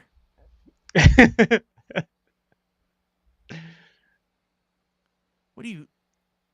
By the way, Vancouver. we lose an hour tonight. Oh, whatever. Boo-hoo. We're fine. You're fine. You're fine. It's only 10:40. All right. I'll wake you up when I get woken up then. All right. Okay. Deal. Call me. I'll buzz you. All right. Do it. Give me my alarm. I'll call you at 5 in the morning. Yeah, I was just gonna say because my boys are gonna be up. I'll get some breakfast. Great. No, I won't do that to you. Vancouver Island. Hey. Well, I mean, just mathematically. Oh. That's pretty cool.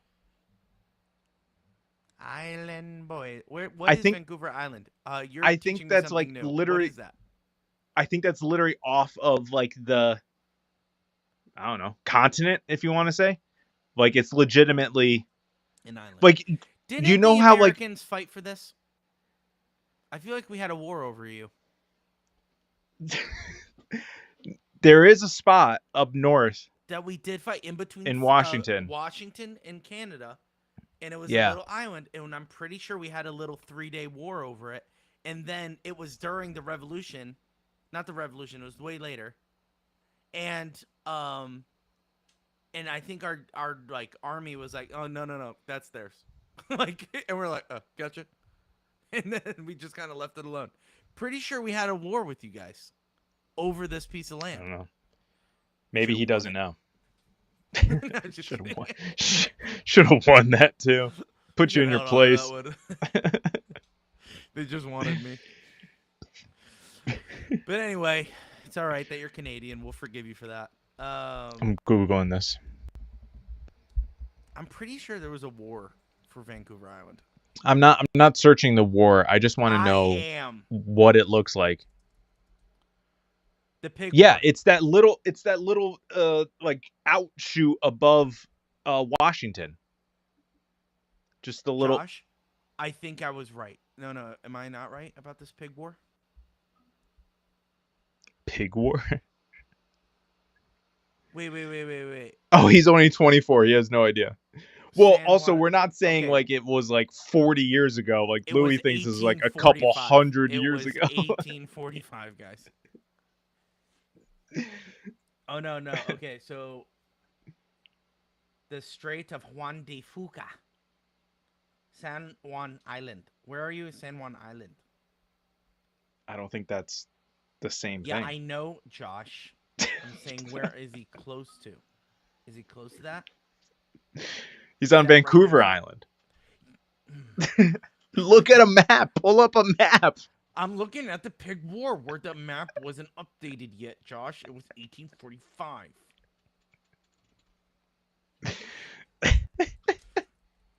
Frick.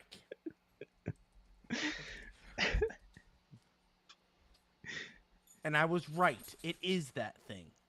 It's a little Nice. island off of it, and it was the Pig War, and we fought over because someone shot a pig. Wait, so it's an offshoot of Vancouver? Yeah, so it's the Vancouver Island, and then there's San Juan Island.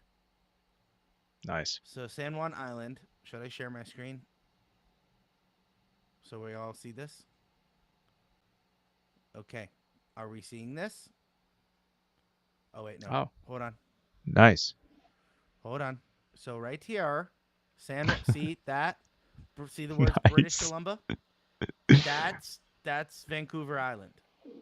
Then British there's Columbia. San Juan. But yeah. What did I say? Columbia. Did I say Columbia? Columbia. Anyway, so British Columbia, that's Vancouver Island.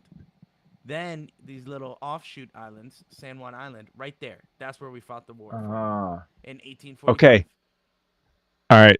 Jaden's not going to be happy with this statement here. But does anyone else notice? We got a line above San Juan Island, right? Yeah. There's a line there. Why does it dip down? Why can't we just shoot that across? Keep that that's going. What I'm saying. Why don't we take this? Why don't we take there's still time. Jaden says he sees his house. Dude, we're just racking up countries like it's Uno cards, my guy. What we're gonna do, we're gonna take Venezuela. We're gonna take Greenland. Mate. We're gonna take Greenland. And now we're gonna take this little island. Just this island. When we're done with Iran, we're gonna come for this island. Iran, Iraq, Vancouver Island.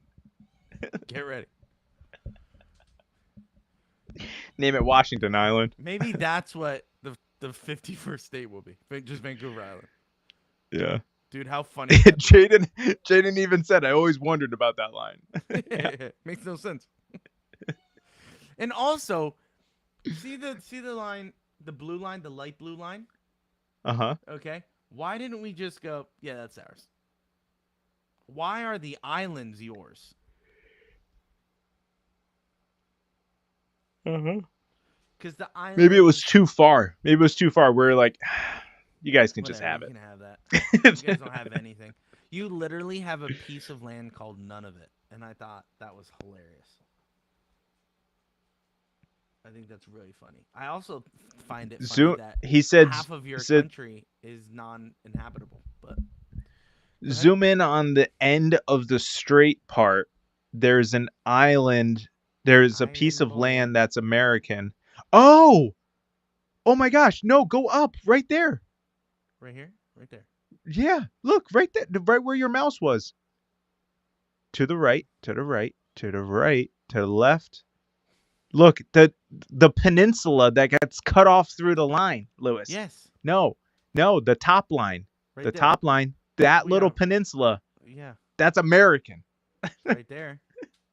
Yeah, but that's Canadian. If you live right there. Is there a border patrol there? Yeah, that's a great question. Imagine if you go to work and you're like, dude, I live in America. I work in Canada. My taxes, crazy. Yeah. That's hilarious. I should just move. Wow, Jaden, teaching us something. Appreciate it. But you can't get there because that's ours. Why not? So, all right. So if we're fighting over that, which is probably like what? That's a couple miles. Why are we? Yeah. We should fight over this little land here. The San Juan. I say take it. What are they going to do? We beat you at hockey. We'll take this. We need more islands. Every Olympic, we're fighting for more and more little pieces of Canada. Get ready. Hey, USA Paralympics, sled hockey. Yeah. Another notch. Women's hockey, we get this land. All right. So do you see the San Juan Island. Uh-huh. We now that's ours. That's ours because of men's. Because the women won. Okay. Yeah, this one is women's. This one's Paralympics, if we get it. So this is ours now. And then you keep talking trash about American hockey players on Canadian teams. We're taking this. The whole thing. We're just taking the whole thing. Okay? Welcome to geography. Yes, sir. Steve Dangle's going to crash out on you. We'll be careful. They came to our doorstep with tanks. Just in that area. Just right there. And I'm like, did we? And I'm like, no, we didn't. So what are you talking about, my guy? Just on that peninsula, Trump sent all the tanks just to I'm stare writing a right letter at the... now. I'm going to write Matthew Kachuk to tell President Trump, just take this whole island. Don't tell anyone. Just do it. Like, honestly, what are they going to do? Take this little land back? What are they got nothing. I wonder what the other names of those islands are. If that one is San Juan. Boy. Yeah, is this all... Is this all San Juan? They're just pointing to this. So does that Yeah, mean like this is Hawaii. different? Because like Hawaii Hawaii. is is multiple islands, but it's Hold one. on. Let's look it up. Vancouver Island. Do. Jaden, we're both in Pennsylvania, USA. The greatest country in the world. He's in Pittsburgh. Oh, wait. I'm in Scranton. Guys, The great news. U-boats are coming, Steve. Great news. Great news. We did, in fact, take these islands. These are ours now.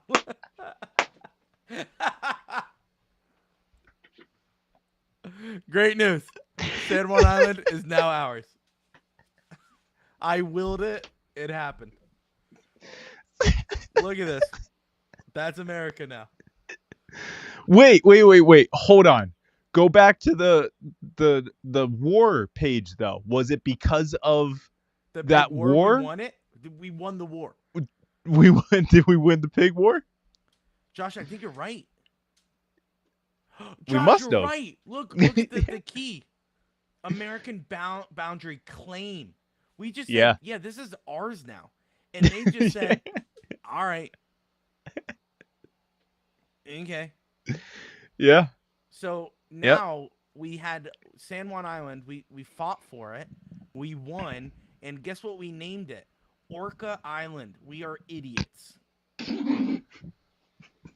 What are we doing? Jaden said no. That changed after the Olympics. That's what Steve Dangle was freaking out about. Yeah. He's like, they just took San land. Juan. Okay. There's so many little islands. Look at all pretty this. Sick. I want to live here. Sinclair Island. This sounds so American, like we just didn't know what to call them. Allen Island. You know what I'm Yeah, saying? now you're in the state of Washington. Hey, Josh, you're in the state of Washington. Okay. Whoa, what the frick just happened? I'm in Washington for real. Nope, I'm in stupid Canada. Okay, yeah, so I really don't like this. What's going on here? Was that Point Roberts? Is that what it's called? Point Roberts. We're like, suck it. Now, What's all there? This is here. Oh, wow, that's really nice. There's nothing. Yeah, I bet it's absolutely beautiful. Josh, there's a history center. There's a cafe, and it's an American cafe. How do you get here if you're not allowed to go across the border? Is there an airport? Yes, there is, Josh. Point Roberts Airport, and it There it looks is. terrible. I do not want to go here. Do Look you at not want this to go? lighthouse. Yeah, this looks terrible. Josh, these are roads. This is it. This is all you're getting. Yeah. Yeah. Stop moving the freaking thing. Open in maps. Okay, are we in maps? Can you see? Yeah. Okay. That's the island that Jaden lives on. Island boy. Okay, so listen. You're going the wrong way. You're in Canada. Yeah, no. There's a place called None of It. Where is it? Where is it? None of it. Canadian, tell me, isn't it here? The Northwest Territories, they call it none of it. Are you serious? I'm dead serious.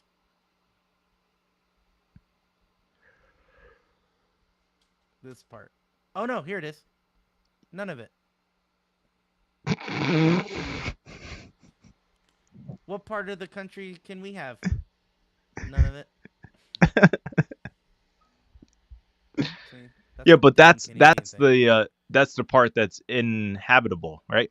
No, this is the part they gave to the natives as like a sorry we took your So land they, kind of situation, and they gave all them right, sorry none we of it. took your land. Here, go in sub-tundric. Yeah.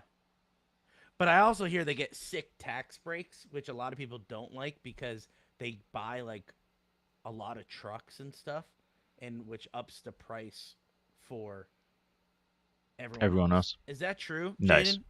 I had a boss. He's that was- 24. I don't think he knows. I don't think he knows maybe enough. He has maybe he really hates them. I don't know. Jeez. They don't have a good relationship. I think people don't like it. I don't They know, don't but like he's it. on. He's in. I know he's on the completely opposite side of the country. But He's you an human, island though. boy. All ice and polar bears up there. We can conquer something else. I think we could conquer that. We'll go from Greenland. Yeah, to, but like, Tommy Boy is saying, why do we even need it? just to claim it, dude. Finally connect us back with Alaska. I say just, you know what? It's called North America. It's kind of ours already. You know what I'm saying? No, because we are the United States of America. I know. Therefore, this is No. ours.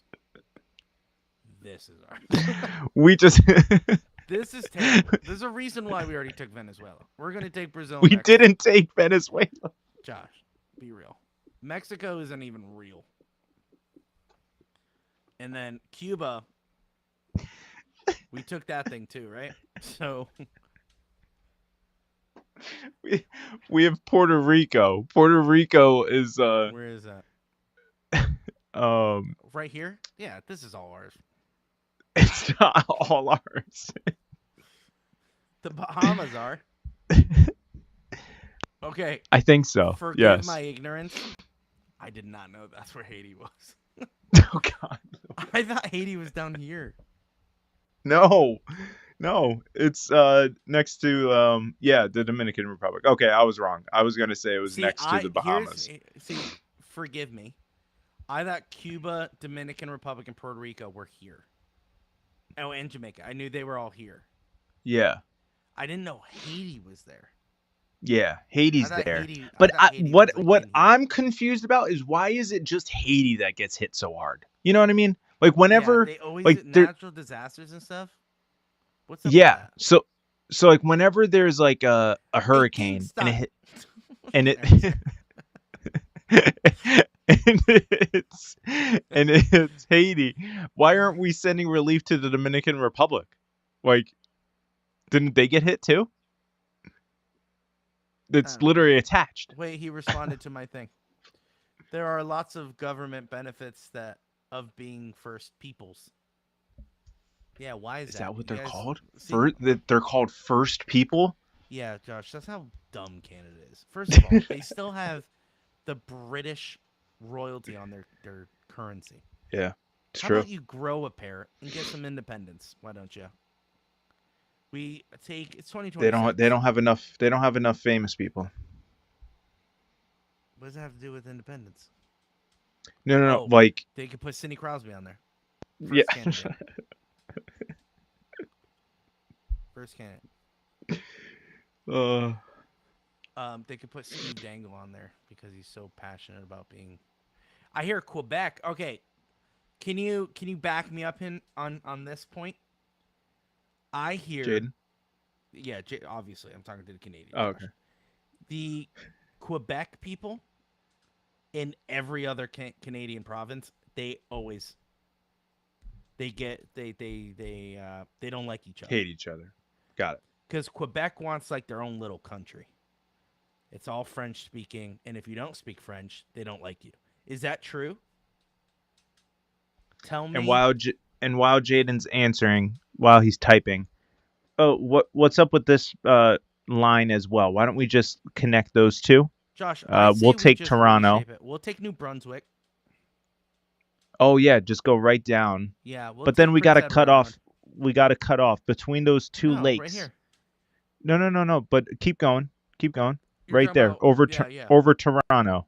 Yeah, We'll there's just take actually all that. land connecting here, and Yeah. Detroit Oh, right to you are correct. Yeah. See, I think we all can agree French people are the worst. Oh, in Kenya? And Kanye, he's not here though. In Kenya? He's French Not here. heritage, but he's a proud American first. That's right.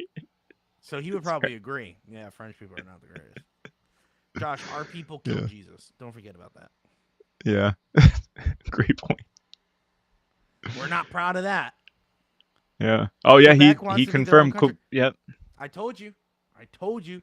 Yeah, Quebec is the worst, honestly, because That's crazy. what I heard is it was the same, and forgive me, it was the same thing like Spanish. They were like, oh, we want to make like New Mexico is like, it's basically just Spanish speaking.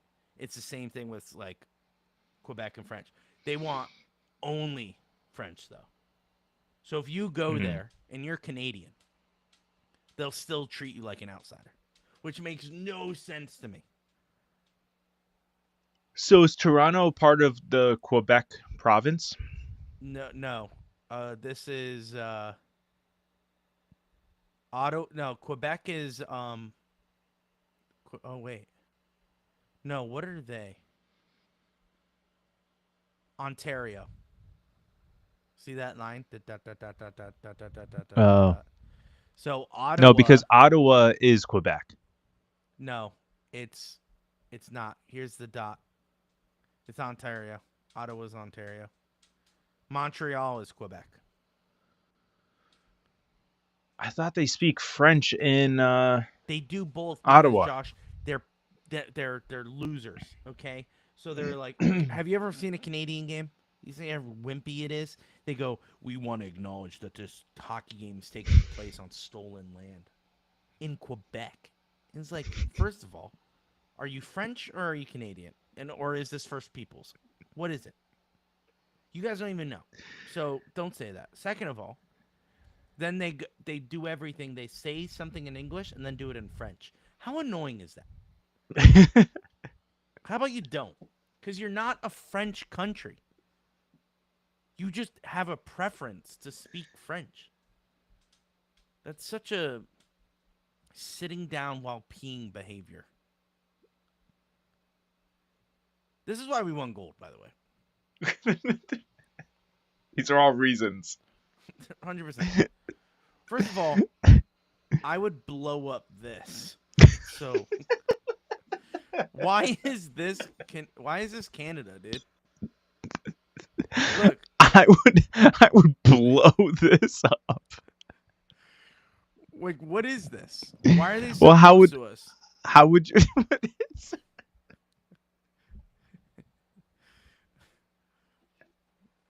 Like, get out. What of do here. you want? Do you want like a water border across all the way Yeah. around? There's water. Yeah. And then why do they get this little action? This little action? You know what? It's a pretty big action. Listen. Look, little river here. Yeah, Niagara that's Falls. fine. Yeah.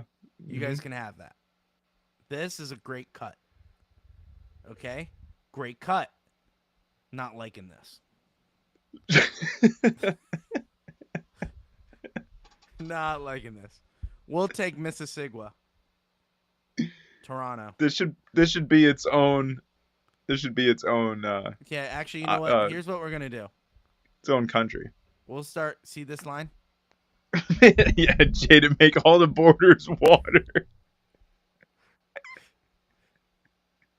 They do speak both in Ottawa. Yeah, because they're losers. Anyway, make all borders water.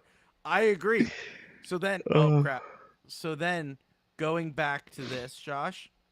Yeah. Oh, Oh, Vancouver Island. well, no. You guys can have Point Roberts.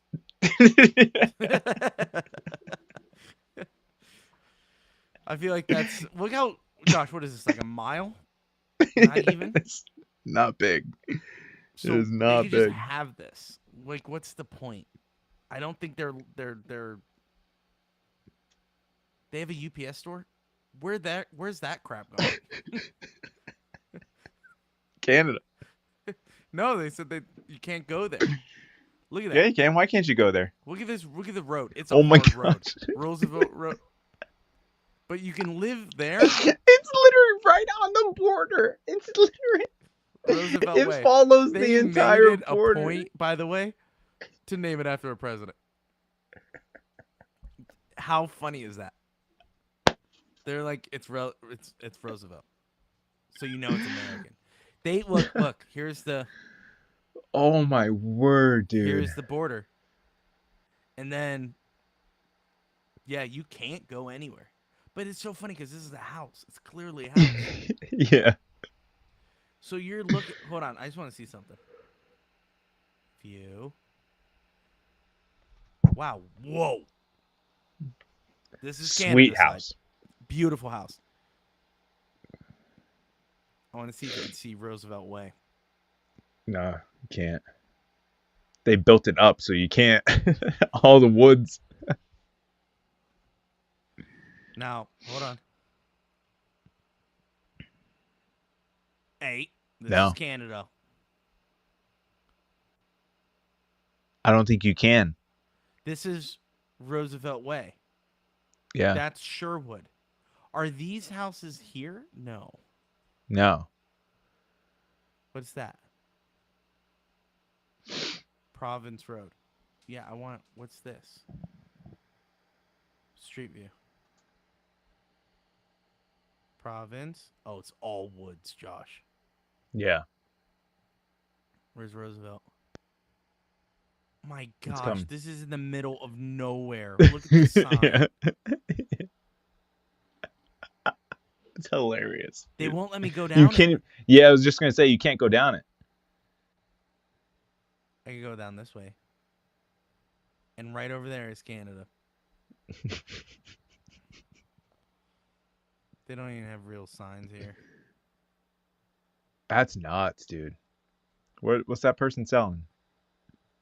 Well, when was this taken? May 2023. Don't think it's What there is it? anymore. No. Look at this. Look at It's the trash. dirty side, which is the American side. Look at the what are we doing? And little did they know, on the other side is a mansion. Look at this. That's a Canadian tree. All right, let's go back. Oh Hold my on. word. Where else? Actually, I want to go here. Right here. Can't go there either. Shut up. I can't. Oh. This is Roosevelt. That's Canada. Is that a house? That's not a That's house. Josh, that's Canada. Look. That's the that's literally that's Canada. Somebody lives in there, that's Canadian. That's a house? Looks like an office building. What's up, Is he dude? American or Canadian? What is that? What is going on? Why is What? it dried up? Could be the off season. Like where the water Look at this. Look at the American houses. it's like condos. It's not bad. Yeah. And then it's like, burn. That's not one house. No, I think it's multiple. That's Do you think they have crazy. wars? Okay. That's wild. Oh no, go back. Wait, zoom in. That is one house. That's a one house, Josh. Wow. You guys are losers. What is this? The underwater bridge. Sick. That is sick. There's one Let's of take a those look in at, pick an island. Josh, Maryland? pick an island. Pick an island.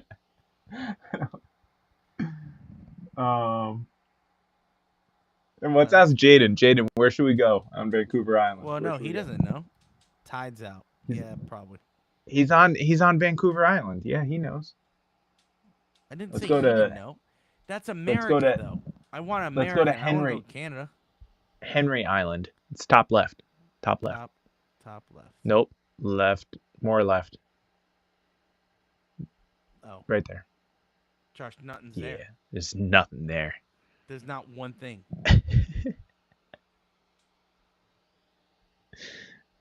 You said you guys think we live in igloos. No, that's none of it. Shutter Island. No, it's Stewart Island. How funny would that be, though? Oh, that would have been sick. All right. It's a real place. Friday Harbor. Let's check that out. What do we got going on here? Oh, this is capitals. Ride polar bears to work. Oh, That's the coffee shop? nice. It's cute. Yeah. This is sick, though. I feel like you guys would have a sick Red Lobster here. Something like that. What do you got? Oh, we Is got this Eatery. Vancouver? Is this Oh, Vancouver side? The rumor mill permanently closed. What happened? It's a rumor. We'll never know.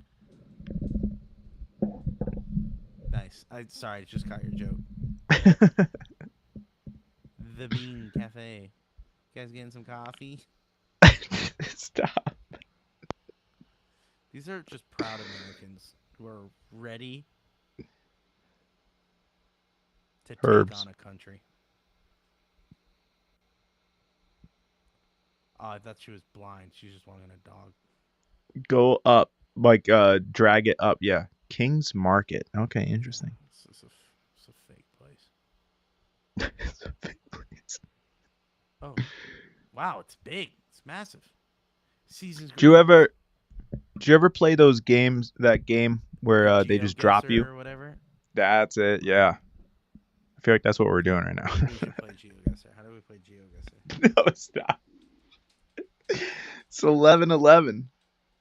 Boom. And he said he's moving there. How do I do it? Just play now. I don't want to do this. Play now. Ah, I don't want to. I don't want to have to sign in. Just sign in. Sign in with something. Pick one. Don't look. We can't see anything. Oh, There's nothing sweet. there. Yeah. Oh, you gotta pay for this nonsense? No. It's got to be free, right? Try the daily free game. Yeah. Let's go. Oh, there's music, ladies and gentlemen. Oh, God. What are you... I ran. I don't know. It's clearly... Oh, A tard. okay. It's clearly a tard. You're in a tard. Yo, turn down the volume. Calm down. We don't have a lot of time. We have a minute and 30 to figure this out. Can't hear. What's a tard? I can't focus. Okay, well, how do I turn down the volume? It's got to be a settings button.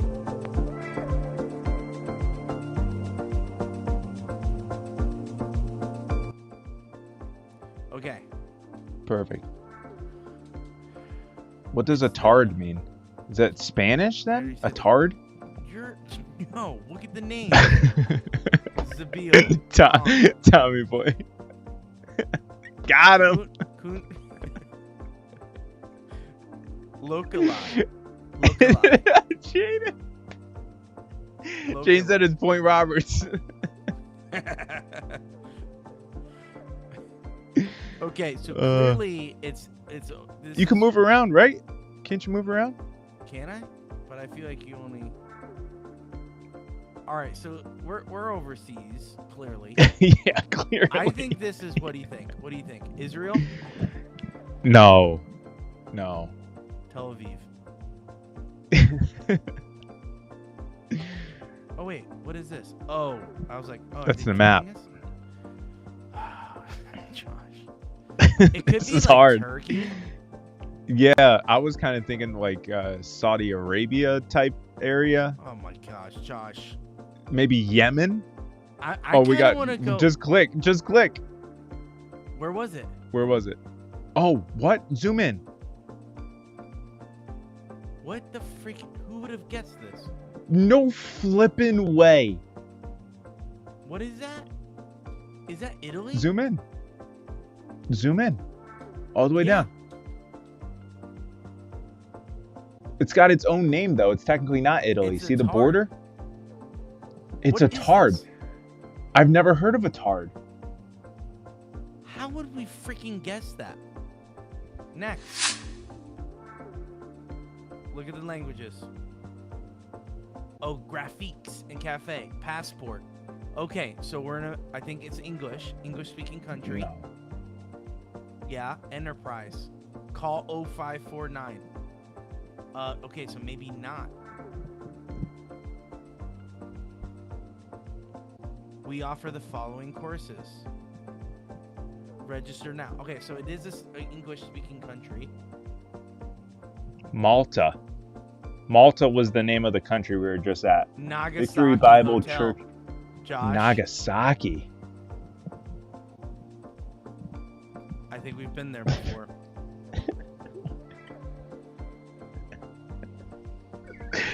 We just, after they got bombed, they I'm they gonna just- guess they just- Nagasaki.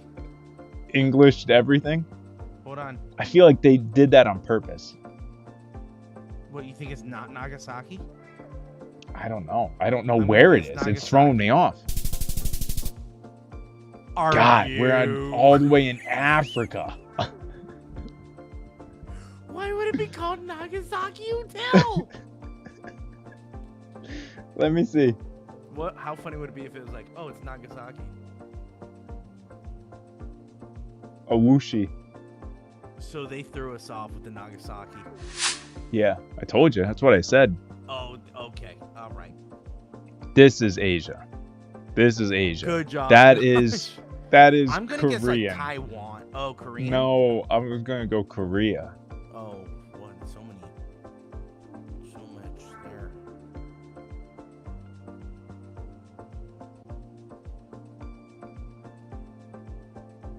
Well, reading anything isn't gonna do us any good. What are the cities in Korea? Well, you could just do Korea and then hopefully.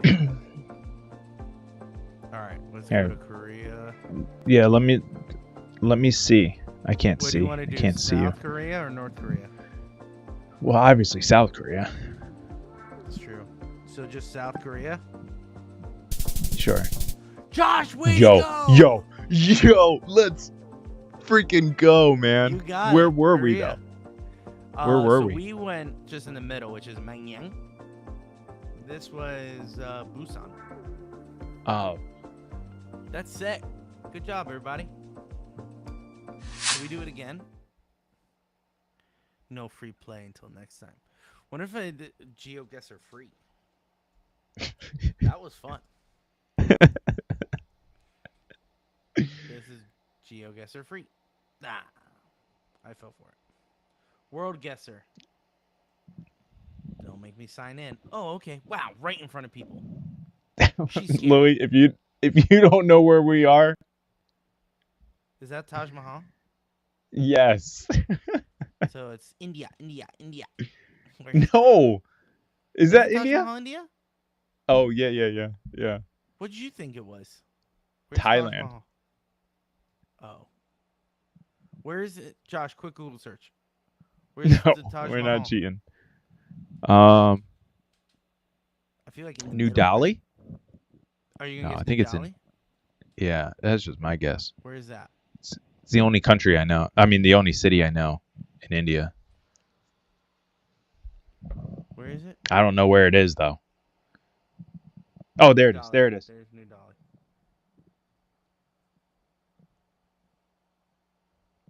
Oh, Yes. not far. Josh. Way to Good go. job. Next round. Here we go. I'm on a one country streak. Okay. Wait. Can I see their hats? Can I see their this hats? is England. This is England. That's no, it's not. It's Russia. That's the Red Kremlin over there. Oh yeah, you're right. Over there. You're right. That's Moscow.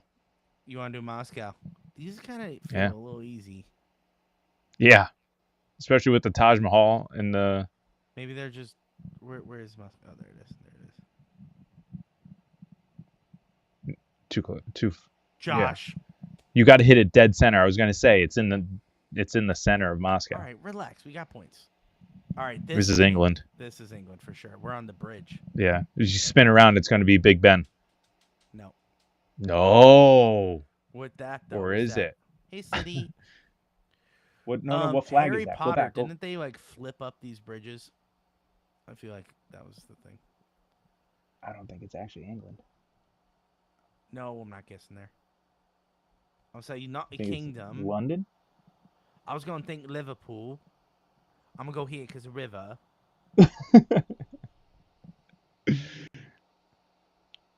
It is London. Oh frick! It was all right. We gotta guess right country. Wait. New York. Yeah, I was thinking New York. I think it's New York City. Is it? What's that? Hold on. Go to the left. I saw flags. No. Go to the left. Oh, it's U.S. But is it Yeah. France, Josh? Yeah, but France. also if you look to the left, it's New York City. It's New York City because I think that's an Italian flag over there. Oh yeah, we can move. I keep on forgetting that. MoMA, Museum of Modern. We're in New York City. Yeah. New York, New York. Can you stop? Got to get to Manhattan. No. Where is it? No, left. Yep. Oh, no. Right where New York is. Yep. Right here, right? Anywhere in there. Well, where's the Museum of... Nope, not ice cream. Where's MoMA? Oh, they actually have... Oh, wow. There it is. Yeah. Come on. Yeah, this one's crazy easy. Which just... Why do I feel... Where is that from? Where is that? a Nazi Oh. flag? What is that? Yep, that's Germany. Are we in Germany? They Yep. still have that up? Berlin. Are you sure this isn't Italy? Yeah, I'm positive. That's Berlin. All right, we're gonna go Berlin. Whoa. Where's Germany? Up. Yeah. Where do you see Berlin? It's nope. Stop moving. It's up and over to the right. Berlin. Maybe it's just giving us a nice little... This is right in the middle. Josh, way to go. All right, so we're probably the greatest who ever played this game. Yeah. Especially All right. on this site. Jeez. Let's go. Can you do like harder maps? Play as a guest. Just play as a guest. Right. Single player. Nope. Okay, Can't. now we're getting harder. Flags. How? Colombia. No, I don't know. Oh, wait, here we go. Oh, Netherlands. No. Thailand. I don't know, Jaden. That's a great question. Why are we still live? That's a great question as well. Jaden said, "Why am I still watching this?" Bangkok, dude. Just put it in Bangkok. There you go. It was back City Woods. I don't know what the frick's going on. What are we? Iran. Where you invaded this? I'm pretty sure we invaded this. I don't know. There's mountains there. There's mountains. I don't think there's those types of mountains in See, Iran. if it was just this, I would be like, I've seen Hurt Locker. This is it. What's the name of that road? There's All right, there's never an mind. IUD in this. IUD.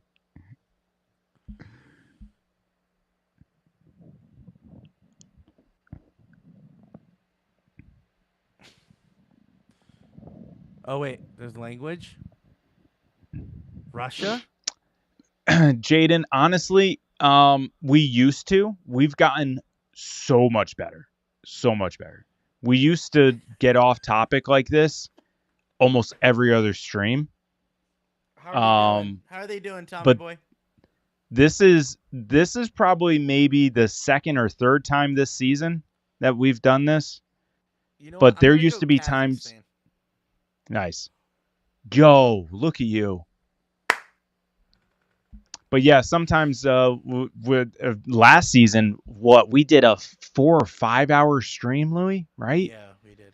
And God, we covered everything. It was bad. Yeah, we took on the world that day. Yeah. Okay. We streamed the I'm feeling NLCS until we got kicked. I'm feeling Hawaii. No, it's not Hawaii. It's If I not Hawaii. get this right, what do I get? You get a attaboy. Get out here. Get out of freaking town. Lewis. Josh, get out of freaking town. I saw the mountains and I was like, that's like Hawaii. How long have we been doing the streams? For the last 2 seasons. Josh and I. No, 3. 3. Oh, 3. For the last This is our 3 third year. seasons, we go live after every single Penguins game. So it just never goes 3 hours. No. Okay, this one I'm feeling Venezuela.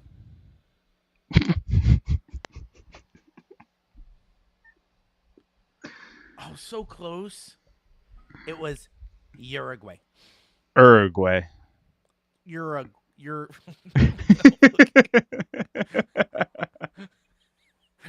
gonna hold that one in. All right. I love how you don't move. That's awesome. Don't move. Don't seriously. Don't move. No, it's great. Makes it so much right harder. about the Hawaii thing. Yeah, All right, you so were. obviously this is a school. Yeah. Is it though? Flags. Are we sure about that? Maybe What a is it, the museum? UN. Holy frick. Look at the card. Appreciate it, Jaden. What do you think? Thanks for hopping on and staying with. Hello, discovered you guys this season. Well, appreciate it. Like Josh said, thank you so much. All right, this So we got feels- rectangle license plates, so it's obviously not American. Good call on that. But it's a diverse, more not futuristic, but in the 21st century. This guy kind of ruins it. Yeah. Um, Yeah. I'm gonna guess Italy. No. No shot. This is Middle East, Asia type. Go ahead. Yeah, Ukraine. Ukraine. Oh, Josh, we didn't see it because it's not in rubble. Next up. God. Oh my God. That was a joke. Sorry, I wish. See, this is what happens on a 3-hour stream. This is what. I almost did a Uruguay joke. So. Calm down.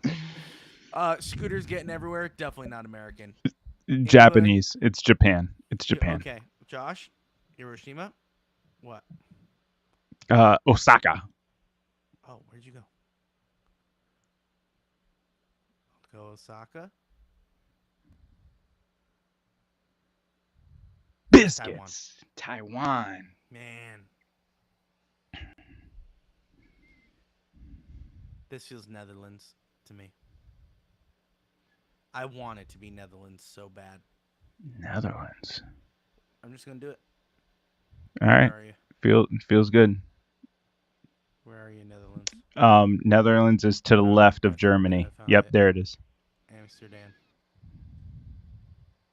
Wow. I was so Oh, off. Japan. Japan. That didn't look like Japan. Oh, this is this feels like Iraqi. Right. I was thinking. You know what I was gonna say? I was like, this screams Call of Duty. Iran? What are we thinking? Or do you want to do Turkey? I actually think Afghanistan. I actually think it's gonna be Afghanistan. Josh, really good guess. We'll go Kabul. Here we go. So close though. Oh. Who was gonna guess? Poland? Come on. Josh works at Thunder Mifflin. Oh, do you guys got real jobs? Yeah, I'm actually I'm a paralegal. Louis is a graphic designer. United oh States. Yeah, 100%. For sure. But let's try to get a location here. Let's use the reflection off the. Can we? They no, just is there like a? Oh, they blur. How'd they do that?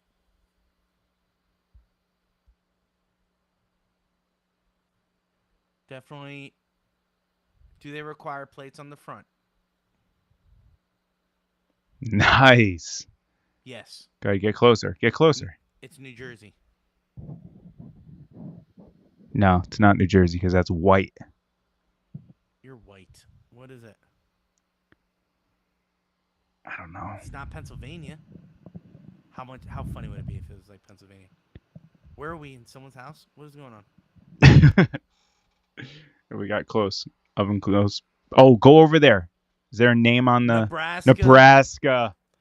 How would we have guessed that, my guy? Wait, where are you? Where are we thinking? Lincoln. Yeah, right? Is that the only place you know in Nebraska, Josh? 100%. And you got it. All right.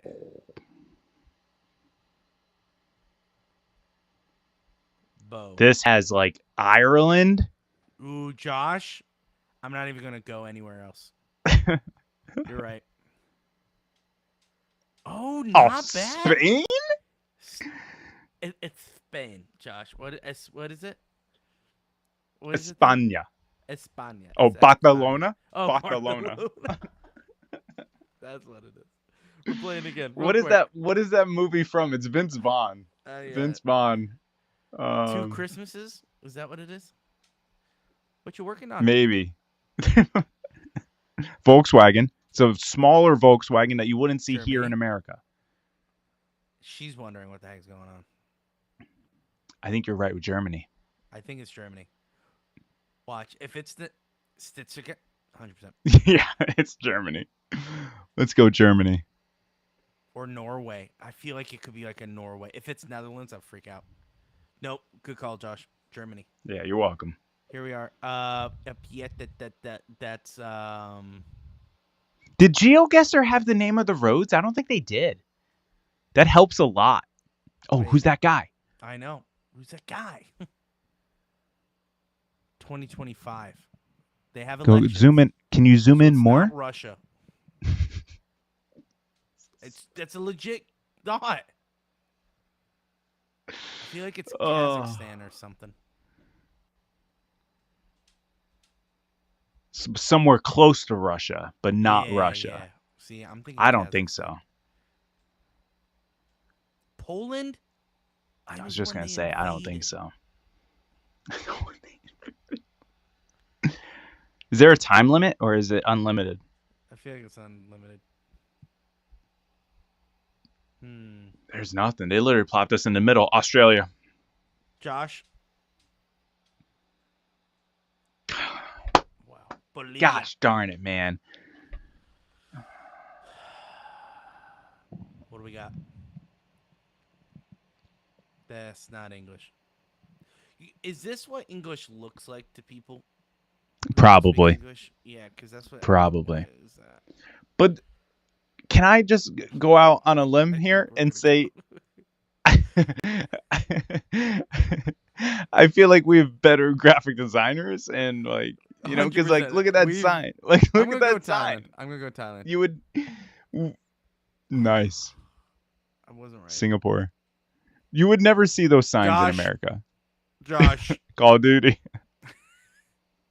Nuketown. This is what it feels like. All right, let's go over here. I'm going to guess. Street 150. Yo. Qatar. Qatar. Some people say. There's no way it says Qatar. Get out of here. Some people do say Qatar, yeah. That's not. What does it say? Afghanistan? Something. All right, good night, Jaden. Thanks for joining us. See you tomorrow. Thanks so much. See you tomorrow. Oh, Josh. Oh, that is Prince Iraq.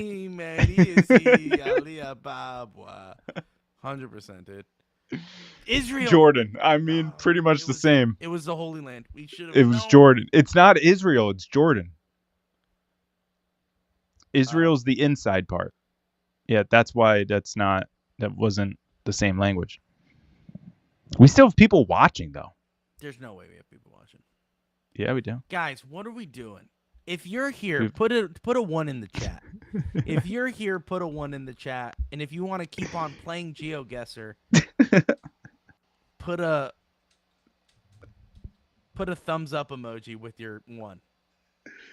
I want to go to bed. No, we're playing GeoGuessr until we nail the exact city. There's a dirt road here. They gave We've up. gotten it a few times. What are you talking about? There's a dog that is so confused. Why'd they blur out the dog's face? It's not like he's gonna know. Privacy. Zoom in on the kid. There's a bunch Tommy of Boy's dogs still running here. around. There's a bunch of dogs. Where do we know a bunch of dogs roam, Josh? Asia. No. South America. I'm gonna go South Tanya, America. I think this is Asia. I'm going to go. No, I'm not Haiti. I'm gonna go Cuba. Wow. Argentina. Argentina. I was on the right side of the globe. You were very good.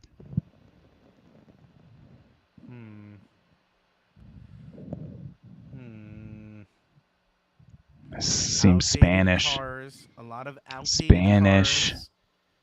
So are we thinking Brazil. over here? Brazil. I'm feeling Brazil. Survey says Mexico. Mexico.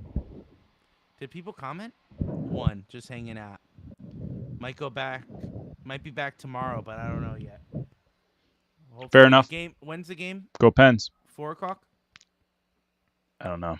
Josh, where- I think it's early again, though. You're an early game. 4:30 tomorrow. But it's TNT, so 5 o'clock. Los parking. Baños Learning Center. Isn't baños in Spanish bathroom? Bathroom Learning Center? Is that what you think? That's what I'm saying. That's what I'm questioning. There is a guy on a scooter, which screams here. I'm going to go Colombia. Josh, we couldn't have been more wrong. Which makes sense, though, because why would you need a learning center for the bathroom? Oh, here we go. I'm going to go Sweden. Where's that? Where are you guys? Up a little bit. Up a little bit. Oh, yeah. I'm going Sweden. Yeah. I was so close. Norway. Good job. See, plot me in the middle of the world. I'll know where I'm at. Okay, let's zoom in here. Yeah. Parking zone. It's in English. Lotus. Tesco. Lotus. Where are lotuses famous? Where are they popular? China. In English, there's most likely a lot of English speaking. Let's look at signs where people walk in. No, it's not. Look at that. Look at that language. I'm gonna guess. Mm-hmm. I'm gonna guess over here. Turkey's Turkey. not a bad idea. Yeah, Turkey's not a bad idea. Yeah, Asia. Thailand. I mean, oh, these things. Boats, Lewis. Boat. We both know it's not a boat. It's a boat. It's like the. It's like the. Everyone's got scooters. So what does that mean over here? India or Taiwan or Vietnam? Go Laos. I feel Vietnam, but I'll go Laos. The Philippines again? Did they go back-to-back Philippines on us? They did. That's a little unfair. Over here? Oh, France. But there's other French-speaking countries. Yeah, wrong. Okay. Iglesias? Ricky Iglesias? Car? I realized no one say a word. No one say a word. It was behind us, so it would always be trailing. Figure that out. All right, we are truly in the middle of nowhere. And kept a safe distance too, by the way. Its progressive score would be on point. What do we got? That's a sign. This is our only sign for miles, what it feels like. Is this Australia? I feel like when it's put in the middle of nowhere, that's my guess. Well, there's a sign with a little hook right here. Yeah. 80. Highway 80. You know what, Denmark? Josh? Yeah, it's one of those. You know, Denmark. I was Right above Germany. You're going to go Germany. I was thinking, no, I'm going to go Denmark for you, but I was Germany for me. Josh, great job. Let's freaking go. What was it, Copenhagen? So Louis, when we think of the country, we got to just pick the biggest city. All right, I'm sorry. Relax. Netherlands. If it's finally Netherlands. Amsterdam. Amsterdam. Oh, no, Rotterdam. Yeah. Slovakia. Slovakia. Those Frick. Slovaks. All right, if you guys want to, for people who are still watching, do you want to continue playing GeoGuessr or want us to get the frick off live? Yeah, let's get the frick off. I'm voting for that. All right, then let's get off. Wait, do one more though. Oh, I got one more in me. Let's go. I already exited out. Oh, you exited out the whole site? Oh, okay. All right. Yeah, because you were pretty adamant.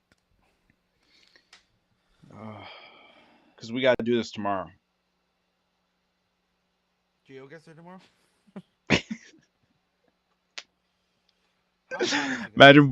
Imagine that's what we start the stream and confuse everyone. We just start the. Welcome to the Penguins Collective. Guess where we're at?